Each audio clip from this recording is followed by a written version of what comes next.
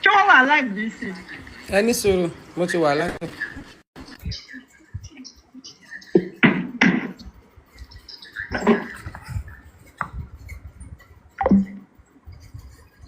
You did twice. We have evidence of that. You guys kept me coming for 3 days. And now you still wanted me to come again. I'm like, hell no. I never wanted settlement. They should take me to court if they want to take me to court because I know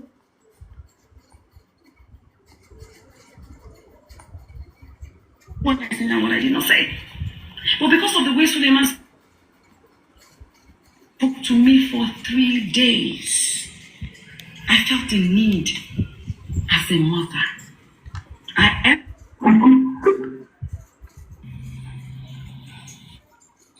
And they did not turn up. They did not respond. I even sent it to them thinking maybe it's the wrong number or maybe they'll give us another number. Next thing you say, you guys want me to come again. Now that letter you guys sent to was that the AIG wanted to see you by Uche. So I was like, why is it called the AIG? And the AIG said, allegedly, to those people that called him that he's not interested in the case. So, allegedly.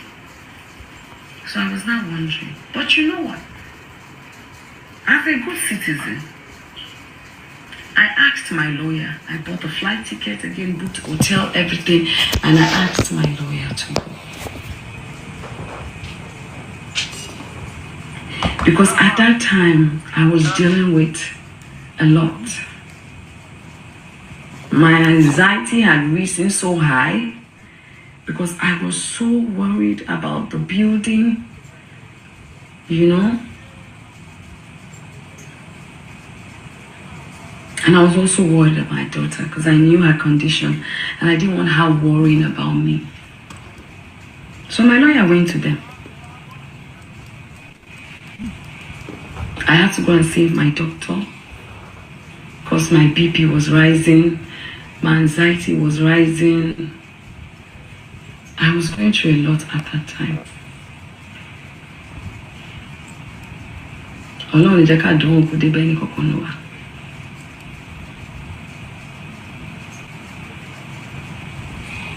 And when my medical result came out and everything, I knew that, okay, I needed to travel for 2 things. One, my health issues. 2, my daughter. I needed to come settle her in and everything. And I was hurt that CP Uche deprived us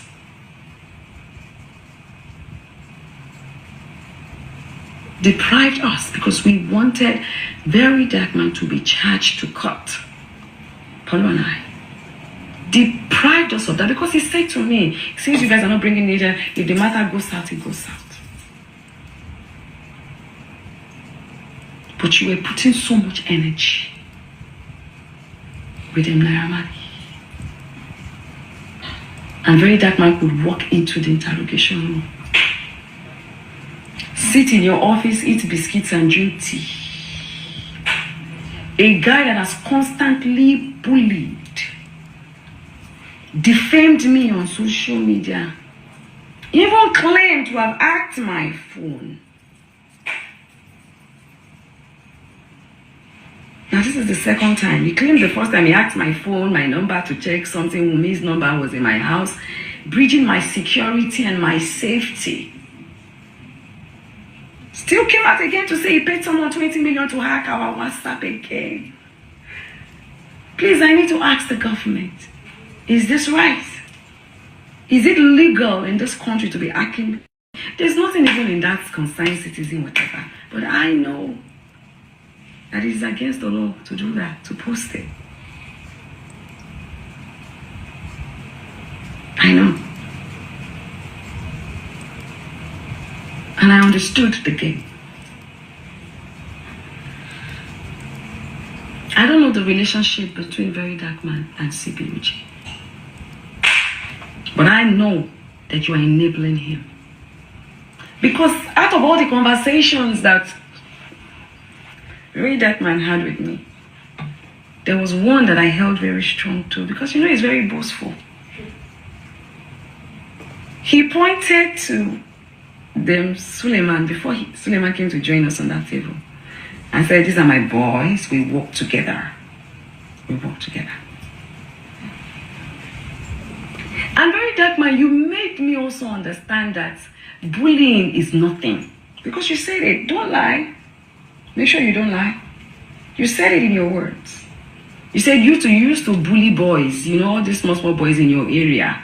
You used to bully them. Is a form of correcting them and making them do the right thing.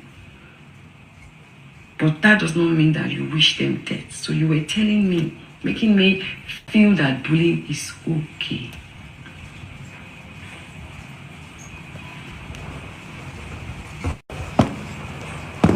You say all the conspiracy that you people feel or try to put in my head about some gang people, some industry people, try to, all that one is left for you to come and see.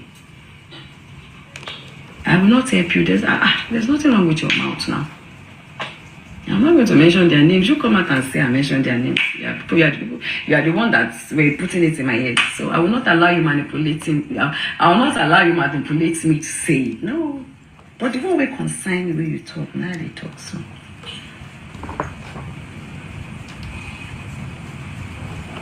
I know. I said it to you. I said I really didn't wish to insult your mom, but I'm a Yoruba woman. When you insult a Yoruba woman and she check your age, she say a person where she feel born, if she quick born, or she say she senior you where, we will send you back to your mama and your papa. I said, I'm not supposed to get your money, but I was upset because it is not today. And I said, the video, did you mention my name? I said, you did not mention my name, but you wrote my name in the caption. You said you still have it. I said, I still have it. I munched it. I have everything. Thank God you don't delete your video. So I munched it in case you go and remove my name there. You now like, you now smile that no, but he will go back and check it. I said, you wrote, I said, yes, you did not mention my name. You called me failed actress, called to failed, but you wrote my name. Iyabo, don't you wrote it there. I munched it. I have it. And these are evidence that I have collected.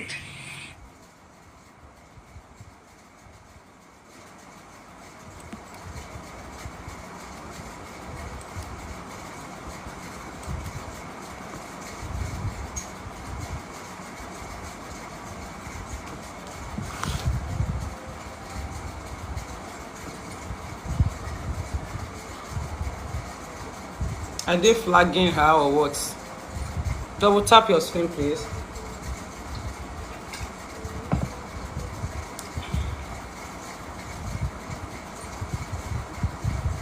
It's like people want to flag you. It's like they are flagging her. Ó dẹ̀ pọ́n flag Iyabo. Ta ló ń flag Iyabo wá báyìí? Dẹ̀ já gbọ́ tẹnu tiẹ̀ náà. Wọ́n flag Iyabo gan o, wàláì. Wọ́n flag Iyabo o. Àwọn ọmọ oró ti gbórí wọbẹ̀ láti 21,000. Wàláì ó ti wọ 11. Jésù ó ti wọ 11 láti 21. Wọ́n flag Iyabo o. They are flagging her seriously. Flagging pọ̀ o. Ọlọ́run aládé ó ti wọ 10,000.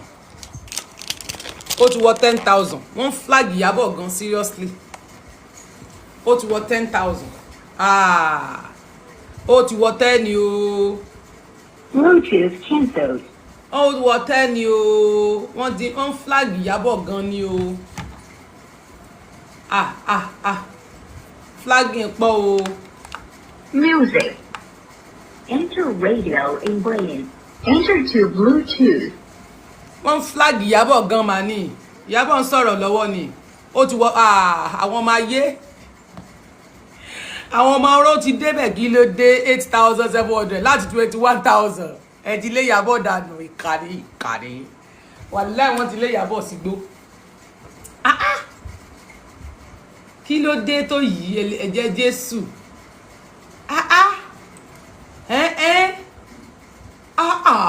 ẹ̀yin ọmọ ayé ẹ fìyàbọ̀ lẹ̀ jẹ́ kó náà ó ti wọ 7,000 ló bá tán. Bluetooth connected. Ó ti wọ 7,000. Ó ti wọ 7,000. Ó ti wọ 7,000. Ẹ bá dẹ̀ jẹ́ kó sọ̀rọ̀ màmá ṣe bẹ́ẹ̀ wà lẹ́wọ̀n flag ya Priscilla gidi gan ni flagging pọ̀ ẹ jẹ́ mi sí bá kámẹ́rà wà lẹ́yìn wọ́n flag Ìyábọ̀ o kí ló dé tẹ̀ ṣe báyìí fún Ìyábọ̀ ẹ fi Ìyábọ̀ lẹ̀ ẹ jẹ́ kó sọ tẹnu ẹ àbí kálukú lọ́lọ́ fún lẹ́nu ẹ bí bọ́ àwọn èèyàn wá burú o ẹ lè jẹ́ kí wúmà yìí sọ tiẹ̀ jẹ́ kó náà sọ tiẹ̀ àwa máa ń gbẹ́jọ́ ẹnìkíní ẹnìkejì àwọn èsì agbọ́tẹnu ẹnìkan dàgbò tìka àwọn èsì àgbò tìka àìsí ìyá òsì kà ẹ jẹ́ kó wí tẹnu ẹ ó yẹ súnmọ́ bí ẹ wá double tap screen yín o àbí ẹ double tap screen a máa ṣe nǹkan o wọ́n ti lé Ìyábọ̀ lọ o wàláì sáré àwọn èèyàn bá flag ni àbí wọ́n bá tap ni. Wàláì kò dá ẹ jẹ́ ká refresh kínní àwọn èèyàn yóò gbádùn ẹ bá dẹ̀ jẹ́ kó wí tẹnu ẹ̀ náà ẹ bá jẹ́ kó sọ tiẹ̀ náà. But you will go back and check it. I said you wrote. I said yes. You did not mention my name. You called me field address, called to field, but you wrote my name, Iyabo. Elected.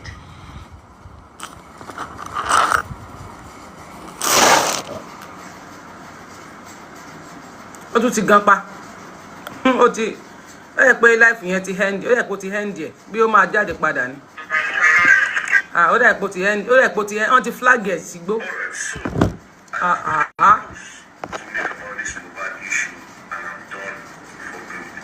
Ìyábọ̀ Òjó ó máa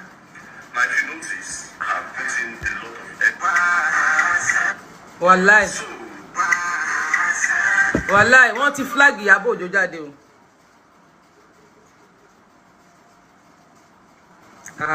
kò bá mu rárá wàláì kò bọ́ sí rárá rárá theology kò dá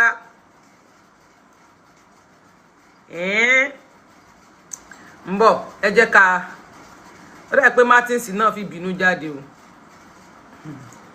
everybody náà sọ pé òun ò ṣe mọ́ o kí ló dé tí gbogbo yín sá ẹ má sá lọ ìjọ táwa tí wọ́n ń gba gbàgbàgbàgbàgbàgbàgbàs àwa mọ̀kẹ̀dẹ̀ mú mọ́ra ní kẹ́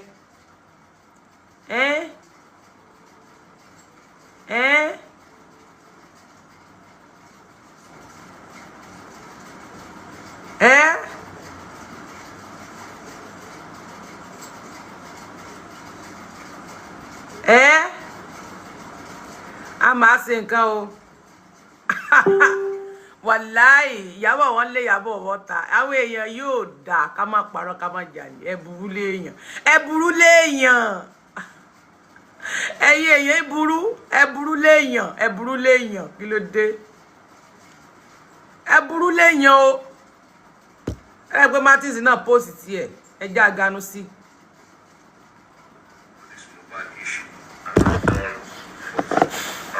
Wàláì kò dá mọ́ ṣe lé Ìyábọ̀ lọ yìí ń bọ̀ ọ̀wọ̀ ẹ̀yìn èèyàn mi mò ń wá yín wá lọ mò ń bá yín wá mi lọ lè ká mú ti Martins náà wá wàláì kò bọ́ sí rárá.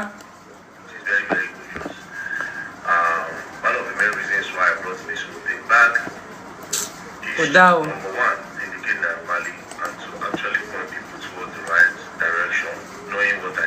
A máa play.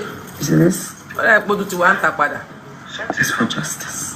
But I will not do social media back and forth with you. I saw the video you made that you said someone said I said. That's someone that said to you, you will have to prove it, very dark man. You will have to prove it. You understand? I don't joke with my children. Me said to someone. You think if truly that happened, you would think if truly me that could come out and fight for somebody's child over molestation, you think if truly that happened, I would sit and be having a conversation with someone about Ben, you don't know me very well. Someone said, you have to prove that one. That will not be my case. That will not be my case. That will be my daughter's case with you. My case with you, I have not started it. I didn't want to before. I wanted to just leave everything, you know.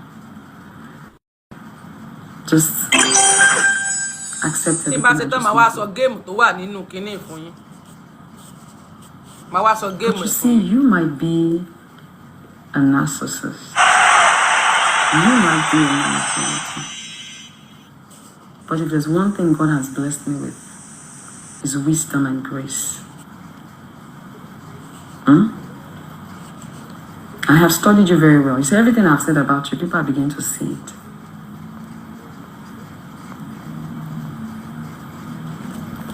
You do good sometimes. And you capitalize on that. Let's keep tapping, please. You do a lot of rubbish. And I don't think when you speak sometimes, you go back and check if this thing I'm saying, is it according to the law? And I feel the authorities have kept quiet too long. And I will say, allegedly, that they see Uchi, they are negligent. Because of what I witnessed and what I saw. And you are the one who said to me, they are your boys. You guys work together. You give them jobs to do. So a lot of people that come to you to say, oh, somebody have duped me, somebody have done this, somebody has did this, somebody has did this. You take it to, you said it with your own mouth. So that was when I said, okay.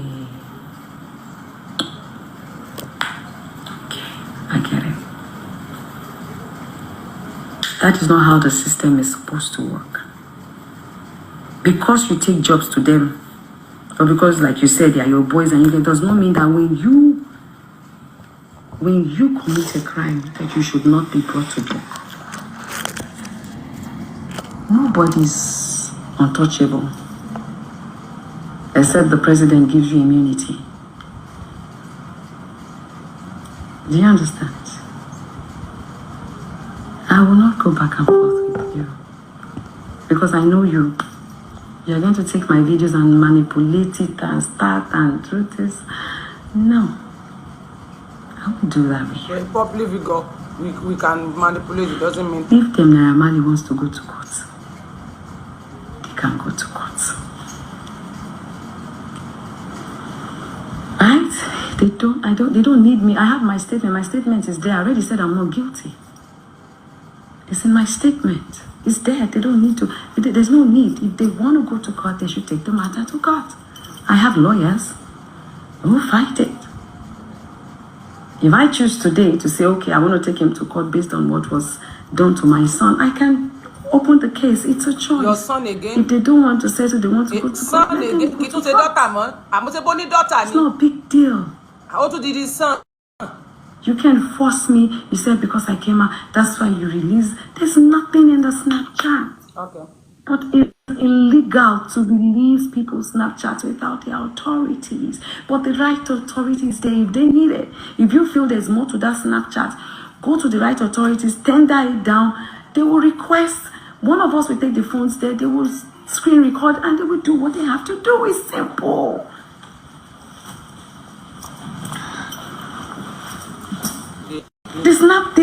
The so-called Snapchat was opened after mohbad had died.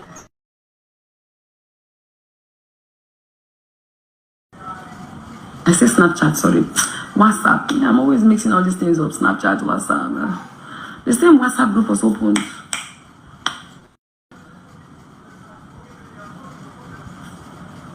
So what is the big deal? Is that the justice that you are looking for? Me and you get issued that time.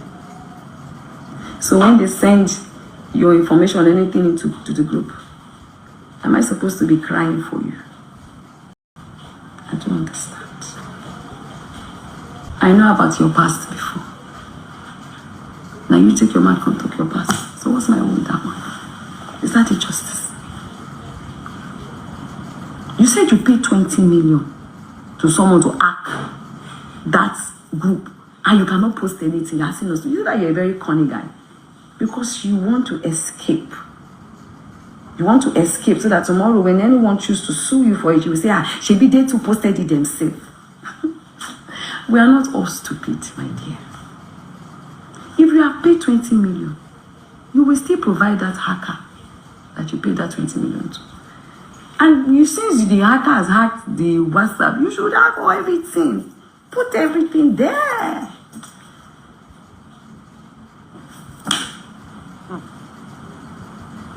We did our part as concerned citizens. We got the police involved. We made sure that his body was exhumed. A coroner inquest was set up. Well, set up, every single person was coroner inquest is set up, set up, questioned. Kini value to that which was recorded. Mohbad, and it is there. Kini. You can always go back. Exactly. It's there.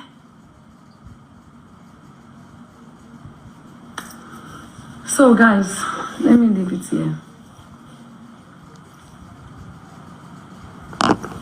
I need them to explain to me why this guy was allowed into the interrogation room. I need to understand why the police feel that they need to keep calling me to come back and forth. I don't understand.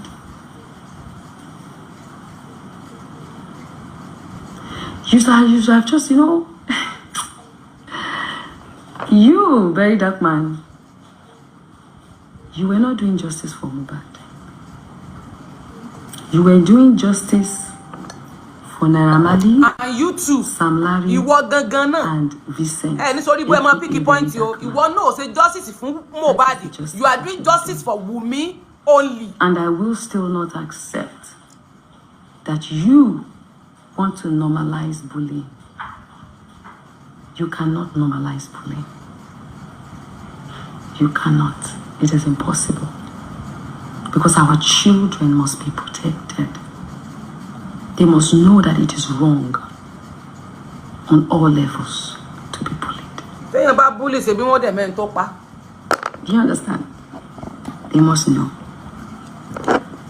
And your enablers must be brought, they must be questioned why they are enabling you. Depriving innocent citizens of their right to justice. And I say it one more time. If you strongly believe, Naira Marley, that you want to take me to court, please do so. And I'll be ready to be in court and fight this battle. I have left justice for Mohbad. Don't let me start it all over again. It is not a threat. Because I am calm now. You said it that the Iyago you knew then has changed. Yes. I'm a soon-to-be grandma. And I just felt like make I keep my black bonnet for inside cooler. Because we don't need all these distractions. There's a lot going on in this country. People are suffering. People are suffering. We have a lot of economical issues. We have a lot to tackle, deal with. There's some things that the governments are doing right that we're supposed to talk about. And there's some things that they're not doing right that we're supposed to talk about and debate about. But all these distractions. So distraction. Naira Marley did not die. He still produced songs. I know he has released like 2 songs or 3 songs after that. But you cannot tell people how to react when they see a video. Because the boy died. He wrote a petition. He sang it in his songs. He wrote it. He tweeted about it. He picked them together. The one with Wumi that came out, was it the one that released it? He did that even before Wumi had their baby. ẹni tó jọjà last yẹn ẹ fi gbogbo wọn papọ̀. But if the government, if they feel that Wunmi has a hand in his death, then they should do the needful by arresting her and persecuting her. It is the job of the police, the government, the judges, the lawyers. It is not my job. My own job, I have done it. I have tendered all their names. I have sent all the videos. I have requested that his body be exhumed. They have done their autopsy. The coroner inquest has given their statements. If you guys want to crucify me for that, you are a very long thing. Because I stand on the truth. I speak the truth. No matter whose guts gets hurt.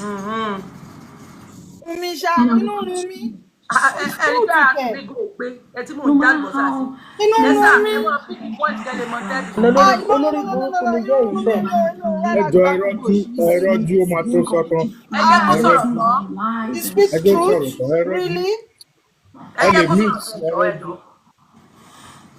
All my people, every single one of them is there to be investigated. If I have collected a single dime,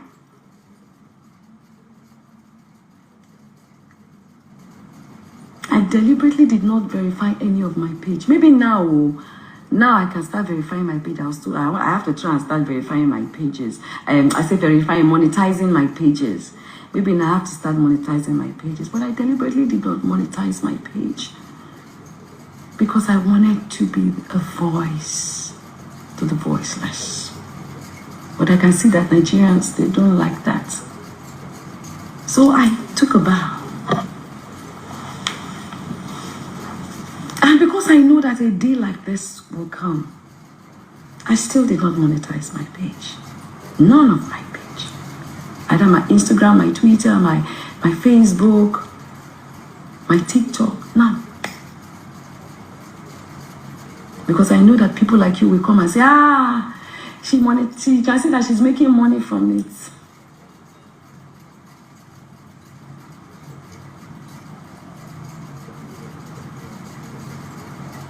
Naira, I did not say you killed Mohbad. I only asked you, what did you do when your Malian's team, and because I was saying Sam Larry is part of you. We saw the video. What do you think? Apology. What is apology, dear? That's all. If Nigerian decides to cancel you, I don't think I have the power to tell anybody to cancel you. And I don't think I ever did a video to say cancel Naira Marley. I don't think so. But that man, you're the one that did a video to say they should cancel them. Whether they are right or whether they are wrong. You made that video. I did not make that video. I was angry. I was emotional.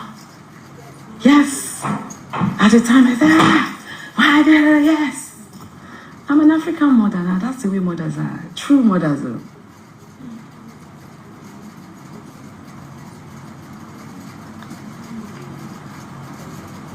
Let me end it here. I think I have said enough. Hear that, man? You cannot. I know you try. You're trying so hard to conquer, you know. I think I'm the only hard enough that you've not been able to. So you're trying, so, you know. I'm in no battle with you, honestly. Whatever it is that I feel that you've done to me wrongly, the least I'll do is just take it to the right authorities and ask them to invite you so that you go to court. And, you know, if you've defamed me, you always say you have proof. Provide the proof, that's all. But like I have a personal hatred or something, nah. If I did, I would not have told Polo that, okay, you to drop the case.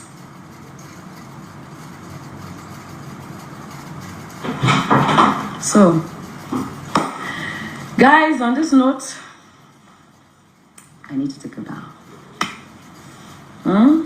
Thank you, guys, and God bless you.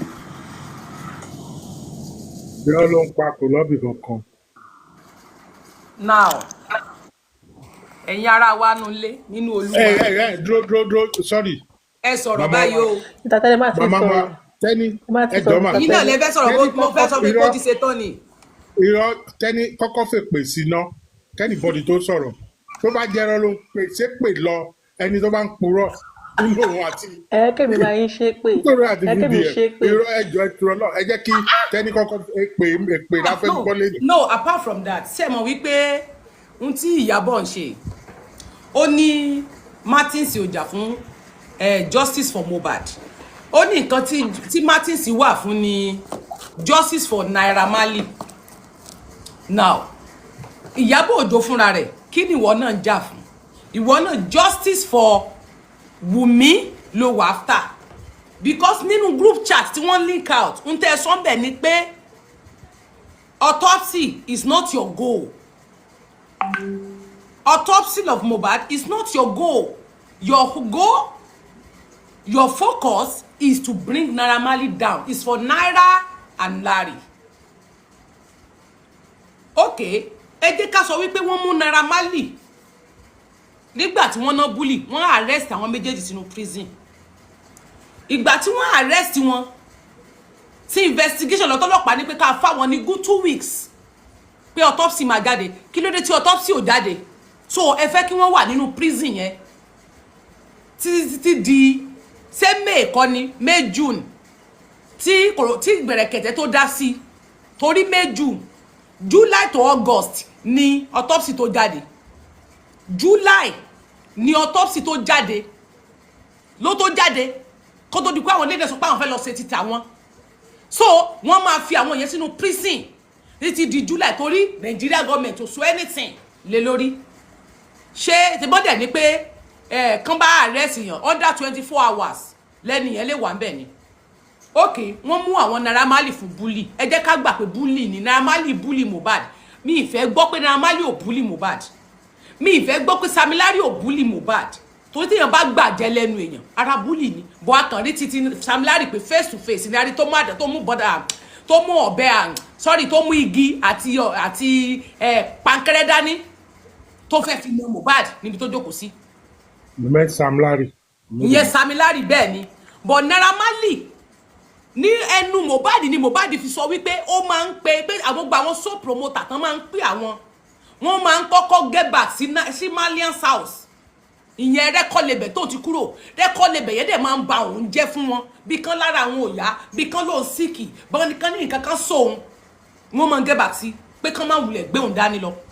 Òun ló ṣe débi Okoye ni mo ṣe fún Okoye jẹ ní ìjẹta wípé Okoye gan dalérú ni. So o mọ̀ pé o lè ní nọ́mbà Mohbad lọ́wọ́ kíre tó lọ pé Naira Marley kíre tó yẹ pé ṣé ó fẹ́ sọ pé òun ò gbọ́ pé ìjà wà láàrin Naira Marley àti Mohbad kò gbọ́ pé Mohbad ti kúrò àbórin tí Mohbad release last so August ló release ẹ̀ ìyẹn thief tó release kìí sí August ni even account balance tó wà àti Zlatan jọ ṣe kìí sí August náà release ẹ̀ ìyẹn túmọ̀ sí pé a ti investigate ó ti mọ̀ wípé Mohbad ò sí bẹ̀ mọ́ creative Paul Okoye lọ pé tó lọ pé Naira Marley pé òun fẹ́ gbé Mohbad jù àwọn. Òun ti mọ̀ wọn àti Àṣànà ti pẹ́. Bẹ́ẹ̀ni. Sorry, well, yes. Wumi àti Iyabọ̀ wọ́n ti mọ́ra way before that. Confirm nìyẹn sà. Kí ni reason tó fi lọ pé okay ó tún wá pé Naira tán gbogbo ẹjọ́ tí Naira Marley wá rò fún ẹ ní àìdá nípa Mohbad ó tún wá lọ rò fún ọmọ yẹn. Ṣé fẹ́ ìwọ gẹ́gẹ́ wà lára àwọn tó sọ ọmọ yẹn sínú depression tó ló máa gé ìrònú fún ìbẹ̀rù tẹ́ ẹ sọ fún ọmọ yẹn ó tún máa kún depression tó wà lára rẹ̀ nígbà tó bá débi tó lẹ́fi ló nǹkan ṣe nígbà tó gbọ́ ọ̀rọ̀ ẹnu ọ̀gá tó ń lọ́rùn fọmọṣẹ́ àgbàlagbà dẹnu Okoye ọwá ni wọ́n búlì ìgbà tí Mohbad fi ẹjọ́ sun ìwọ àti ọkọ ẹ̀ fún rescue kí ló tẹ̀yìn ò rescue rẹ̀ kí ló tẹ̀yìn ò gbà ìgbà tó mọ̀ pé o fẹ́ gbèjà rẹ̀ nígbà tó kú tán yìí kí ló tẹ́ pé ẹ̀ lọ sí police station nígbà tó délé kẹ́ ní nǹkan báyìí ni Mohbad sọ o débi pé ọmọ yìí ò fẹ́ wálé mọ́ kán fún ní protection tó lóun fẹ́ gbà ní UK kò tí ì ju ọ̀sẹ̀ kan rẹ̀ àbọ̀lọ́ lọ́mọ yẹn kú ṣé Naira Marley ń bá wọn gbélé ṣé Sam Larry ń gbélé káàtì ẹ̀ wá gbọ́ páwọn yẹn náà búlì rẹ̀ wọ́n ṣe búlì fún sáwọn náà jọjà láàsì talent tí wọ́n jọjà láàsì nínú ilé torí evidence shock. Wọ́n fẹ́ kàn ṣe forensic Iyabọ̀ àti Wùnmí ìgbà tó ti bá torí wọn sọ. Ìyábọ̀ ń sọ ní sọ bíi pé you are a saint ìwọ lolóòótọ́ àtiwọ́ àti Martins same lẹ́yìn méjèèjì òun náà ń defend àwọn Naira Marley ìwọ náà ń defend Wùnmí you are not for justice tó o bá wà fún justice tó lè di ọmọ títí ẹ lẹni tó wà nínú mọ́ṣúárì yẹn àwọn ọmọ rẹ ò ní kú o torí èmi gbàdúrà fọmọ ọlọ́mọ kó kú àwọn ọmọ rẹ kan kò ní kú so lè dá àwọn náà bẹ nínú mọ́ṣúárì yẹn kẹ́nìkan wá dúró ní dúró títí ẹ kó máa gbéyàwó rẹ Tanzania tó yẹ kó máa wà nínú ilé pọ̀ kódà gan kó tiẹ̀ má ṣe kinní gan tẹ́ bá tiẹ̀ ń gbé lọ gan tó yẹ kẹ́ ẹ máa sí gbogbo ayé pé kò sí nǹkan tí ayé fẹ́ ṣe ṣe bí bòńkẹ́lẹ́ tó bá tiẹ̀ travel gan tẹ́ gbé travel kò yẹ kẹ́ ẹ jẹ́ kó dé di kámẹ́rà rárá kó ra mọ́ bá tiẹ̀ bẹ́ẹ̀ bá tiẹ̀ mọ̀ pé fẹ́ máa mú lọ sẹ́dúwẹ̀ kó wà ní títí tí wọ́n fi sin Mohbad but ẹ wo àtijọ́ tí Wùnmí ti ń ṣe falafolo lórí social media ó dẹ̀ lóò ní fi ọ̀kọ́ pọ̀ òun lórí ọmọ tó wà lọ́wọ́ òun ó dẹ̀ ṣe balabala káàkiri ó ń ṣayé tiẹ̀ ó jó ṣe fàájì ọkọ dẹ̀ ń bẹ mọ́ṣúárì ìwọ dẹ̀ sọ pé ẹ̀ ń gbèjà Mohbad yẹn ẹni tẹ́ ẹ lẹ́ ń gbèjà ó ń bẹ ní mọ́ṣúárì o ìyàwó rẹ̀ lẹ́yìn mú kiri tẹ́ ẹ̀ ṣe fàájì ká ẹ tún fọmọ rẹ̀ sọmọ ìyàwó ẹ tún ní kí Wùnmí máa kó gà sọ́run nígbà tí ọkọ ń bẹ mọ́ṣúárì Ìyábọ̀ sọ̀rọ̀ ọ̀nù ní ṣe bá bíyamọ ní ọ́ ṣebí wọn náà ń ṣe fíìmù Yorùbá tá a bá fi irú nǹkan yẹn ṣe fíìmù Yorùbá tán fi ẹ́ ṣèyá ọkọ tàbọ́n fi ẹ́ ṣèyá ìyàwó ṣé o lè gbarú ẹ̀ ṣé o lè wà ní position yẹn kan fi ẹ́ ṣèyá ìyàwó action wo ló máa take tó bá ní kó ṣe action wípé irú èèyàn bẹ́ẹ̀ yẹn ó dẹ́mi ọmọ ẹlẹ́gbọ̀dọ̀ nínú fíìmù wọn nìkan wá dúró fún ìyàwó wá ń ṣe ìyàwó bẹ́ẹ̀ yẹn ṣé wọ́n gò ní fa wàhálà ọ̀tẹ̀ tí mú ìyá Mohbad ti sórí ẹ̀ sábẹ́ má gbàgbé pé wọ́n ní ìwọ náà ń bẹ̀bẹ̀ tí ìyá Mohbad àti Wùnmí bá ti fẹ́ bẹ̀rẹ̀ jẹ̀bẹ̀ wàá máa lọ bẹ̀yẹ Mohbad ní tí ìyá Mohbad bá ti fẹ́ force out Fọláṣadé náà Sunday nípọn ẹ̀ ń pè ẹ̀ ń bẹ̀bẹ̀ kí ló dé kí lẹ̀ ń bẹ̀ wọ́n fún Madam Gobegi kí lẹ̀ ń bẹ̀ wọ́n fún ìwọ gan jẹ́ kí ayé sọ̀rọ̀ sí ẹ ó sì abiyamọ bẹ́ẹ̀ bá tiẹ̀ ṣe ẹ ṣe ní bíbò ẹ ṣí láṣẹ hàn pé kí láyé fẹ́ ṣe fún yín ẹlẹ́rìí ti wà ń ta spending sọ̀rọ̀ kí nọ́ọ̀sì kọ́rọ̀ nọ́ọ̀sì tó dé ní spending ti sọ pé ìjà ṣẹlẹ̀ láàrin Wùnmí àti Mohbad nínú mọ́tò débi pé Wùnmí sọ gbọ́dọ̀ fún Mohbad pé ó máa end career rẹ̀ bí obìnrin ṣe end career ní frost Ìyábọ̀ bá bí yamọ ní ọ̀nà àwọn ṣé bá bí yamọ níwọ náà kóbìnrin máa sọ gbọ́dọ̀ pé ó máa end career ọkọ ẹ̀ bí obìnrin ṣe end career ní frost obìnrin kan tó dé bẹ̀rẹ̀ sí ní jà tí jà wọn tó ń ṣépè fúnra wọn wọ́n jáde lé nìyà ìjà wọn dé ilé ṣe bẹ́ẹ̀ gbẹ́ sọ̀rọ̀ ṣe ìrọ̀lẹ́ ní ìgbọ̀nrẹ́ ń pa ìrọ̀lẹ́ ń pa pé jàṣẹ lẹ́nu stepping kẹsẹ̀ Mohbad yẹ ò forí gbá ó ṣubú lulẹ̀ eléyìí tí àdúrà tó jọ chat yẹn ẹ tún manipulate mọ́ public lọ́wọ́ wípé Wùnmí ló push Mohbad tí Mohbad fi orí gbá ṣe bí àdúrà ló tún sọ yẹn ẹ tún manipulate pẹ̀lú public ẹ tún nírọ́ náà nìyẹn pa ṣé everybody náà ló ń parọ́ ni ẹ tún nírọ́ nìyẹn ṣebí tó pé àṣírí pé Yomi gbé gbogbo yẹn síta ṣebí tó pé àṣírí wọn tún ni manipulation náà nìyẹn kí ló tẹ̀ jẹ́ kán kó gba àwọn tó wà nínú ilé driver tó tún wà wọ́n lọ ṣé driver náà tún ti gbowó lọ́wọ́ wa àbá àmọ́ driver rí ìgbà tí driver dé corona inquest ó dẹ́ máa ń sọ wípé anything tó bá yẹ pé kò favour yín anything tí ó bá ti favour yín báyìí wọ́n pay ni bóyá eléyìí tó bá ti favour yín wọ́n sanwó èmi dẹ̀ rí nínú méjèèjì eléyìí tó bá ti favour yín báyìí tó bá jẹ́ pé èèyàn kan ló sòótọ́rọ̀ báyìí ẹnìyẹn ó ti gbowó nìyẹn èmi ò mẹ́ni tó fẹ́ pay driver òun náà tún sọ the same thing pé Wùnmí ń gbé Mohbad ṣẹ́ èpè kíkankíkan ṣé bó lẹ́yìn lẹ gbé corona inquest sílẹ̀ ṣé nínú corona tẹ wá gbé sílẹ̀ yẹn ẹ mọ iye evidence tó jáde nínú corona èwo lẹ́yìn tẹ́ sọ pé ẹ jà fún Mohbad múlẹ̀ bọ̀gbà tẹ́ máa wí ẹni kò sí nǹkan tó kàn yín ìtí Tontodike sọ nínú ẹ̀ ni pé ó ní aim and objective àwọn ni Naira àti Samilari autopsy is not their goal at all. There is nothing concern them about the autopsy than to implicate nurse and drug.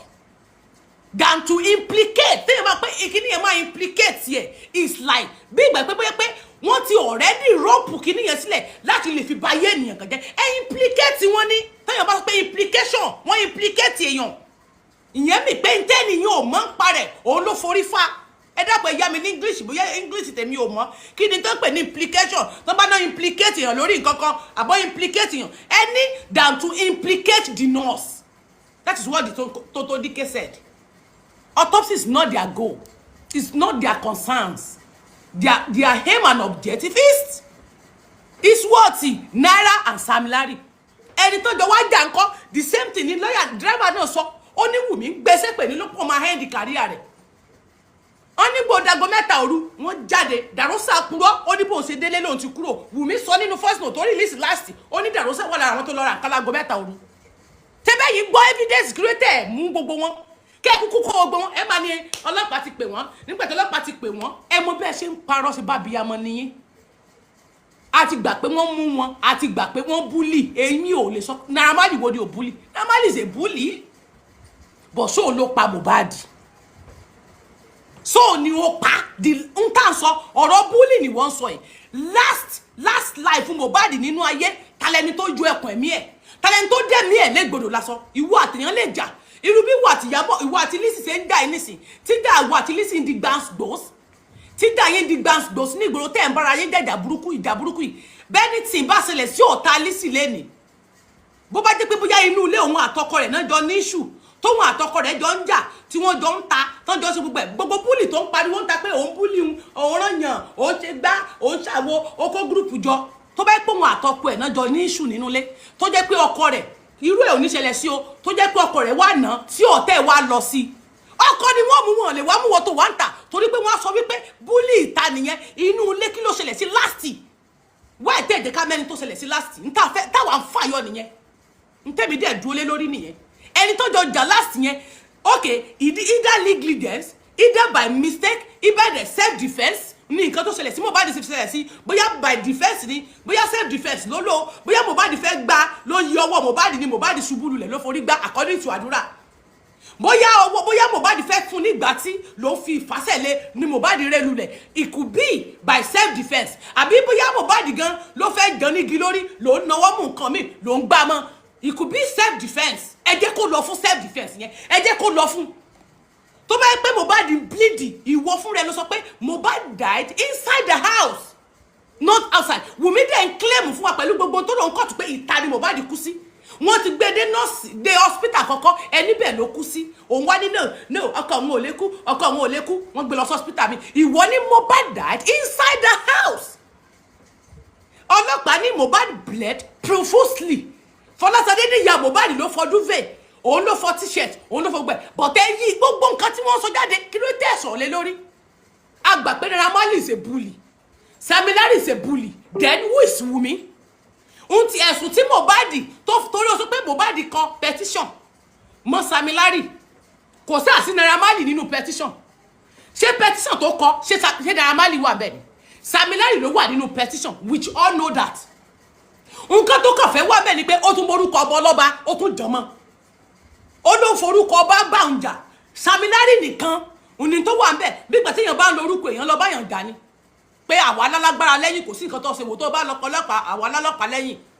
ok Sam Larry ló kọ síbẹ̀ kò sí Naira Marley ń bẹ̀ why tí target wá wà pé náírà ok kí ló tó máa dárúkọ Sam Larry torí Sam Larry tó gbégi dání tó lọ búlì Mohbad ibi tó ti ń kọrin Sam Larry tó kọ sínú lẹ́tà nínú ọ̀rọ̀ tó dẹ̀ sọ jáde wípé tóun bá ti kú o kan mú maliansi bàbá rẹ̀ àti ìyá rẹ̀ ti lọ bẹ̀ ìyá tó wà ńbẹ̀ ti lọ bẹ̀ ok ohun tó kọ sí tó sọ níta gbangba fún Naira Marley the same part 2 kí n sọ pé grade 2 raise to power 7 ńlẹ́lẹ̀ tó sọ fún Wùmí tó ní mo ti ń wò wọ́n náà tóun bá sà ti kú lẹ́ni òun ni Wùmí nìkan mú bẹ́ẹ̀ ni tí bá ṣéun lẹ́ni Wùmí ni kí wọ́n mú ṣe bí Mohbad ló sọ kí ló dé tẹ ignore eléyìí tí Mohbad sọ tẹ níjà lè ṣẹlẹ̀ láàrin ọkọ àti ìyàwó bọ̀ tẹ lè píkì ti Naira Marley àti Mohbad àbí so ìjà ò lè ṣẹlẹ̀ láàrin ọ̀gá àtọmọṣẹ́ kò síjà ṣé gbogbo àwọn ọmọ tí wọ́n ń kó kiri látijọ́ ẹ̀ kò síjà láàrin yín gbogbo àwọn ọmọ tí wọ́n ń kó ká látijọ́ ẹ̀ kò síjà láàrin yín àbí so ti Wùmí yẹn ni ìjà lè ṣẹlẹ̀ láàrin ọkọ tíjà bá ṣẹlẹ̀ láàrin ọkọ àti ìyàwó ṣé kí ìyàwó kó dẹ́mi ọkọ lẹ́gbọ̀dọ̀ ni èèyàn ń lo gbọ́dọ̀ pọ̀ máa hẹ́ndì kárí èèyàn kò dé tí pé 24 hours kárí èèyàn dé hẹ́ndì wìtẹ́lẹ́rìí ok evidence ti Naira Marley nígbà tí Mohbad sọ̀rọ̀ tán pẹ̀lú Naira Marley evidence bí ìwọ lẹ tún wá rí lẹ́yìn yìí tí Mohbad sọ àti ibi tí wọ́n ti nà nínú ilé tán ní Naira Marley wà ń bẹ́ o kò kàn dá sí ni Naira Marley kan ló nà Túndé àti ẹ̀nàjọ́ lọ́jà kì í ṣe Naira Marley ló lọ lù ú tí ara rẹ̀ fi bó tó fi ya báyìí Naira Marley kọ́ ele tí Sam Larry dẹ́nà tó fi wà nínú mọ́tò Sam Larry nìyẹn tó ní tó ti wọ black belt tó ní ẹ̀wù tí gẹ̀yẹ́ ń sunkún pé ẹ̀wù bí Naira Marley Sam Larry ṣe Mohbad ìkejì tí lifestyle gbé jáde ó ní wọ́n na ẹ̀wù bó ṣe ń ṣe Mohbad Naira dẹ̀ wà níbẹ̀ ó wà níbẹ̀ ni kò ṣe pé òun ló nà bóyá tí Mohbad fi ẹnu ara rẹ̀ sọ wípé tẹ́ ẹ bá ti pa òun nígbà ọ̀dọ̀ NDLA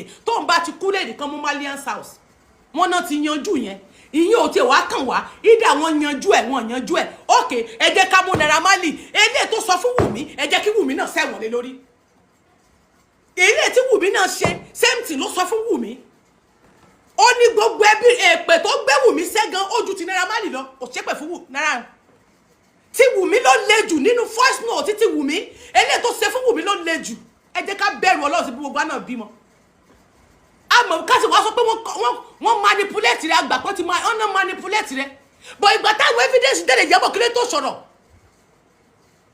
kí ló tí wò sọ̀rọ̀ ẹni group chat yín ò kí ṣe fún justice for Mohbad ìwọ gan fún ẹnu ara rẹ̀ sọ jáde ó ní elé ok nígbà tó ní Naira Marley spark àwọn drink ọmọ ẹ̀ Naira Marley spark ẹ̀ ó fún àwọn ọmọ ẹ̀ ní nǹkan jẹ ó ní àwọn ọmọ tó rán lọ sílé Naira Marley kí ló rán wọn lọ sí ń bẹ̀ ṣé Naira Marley jẹ́ actor tó ń ya fíìmù àǹtí Ìyábọ̀ ṣé Naira Marley jẹ́ actor tó ń ṣe fíìmù ṣé fíìmù ni Naira Marley ṣe bí Naira Marley ṣe actor náà ṣé Naira Marley ṣe fíìmù ṣó ń ṣe fíìmù ṣó ń ya fíìmù. ó ràn wọn lọ ra minerals.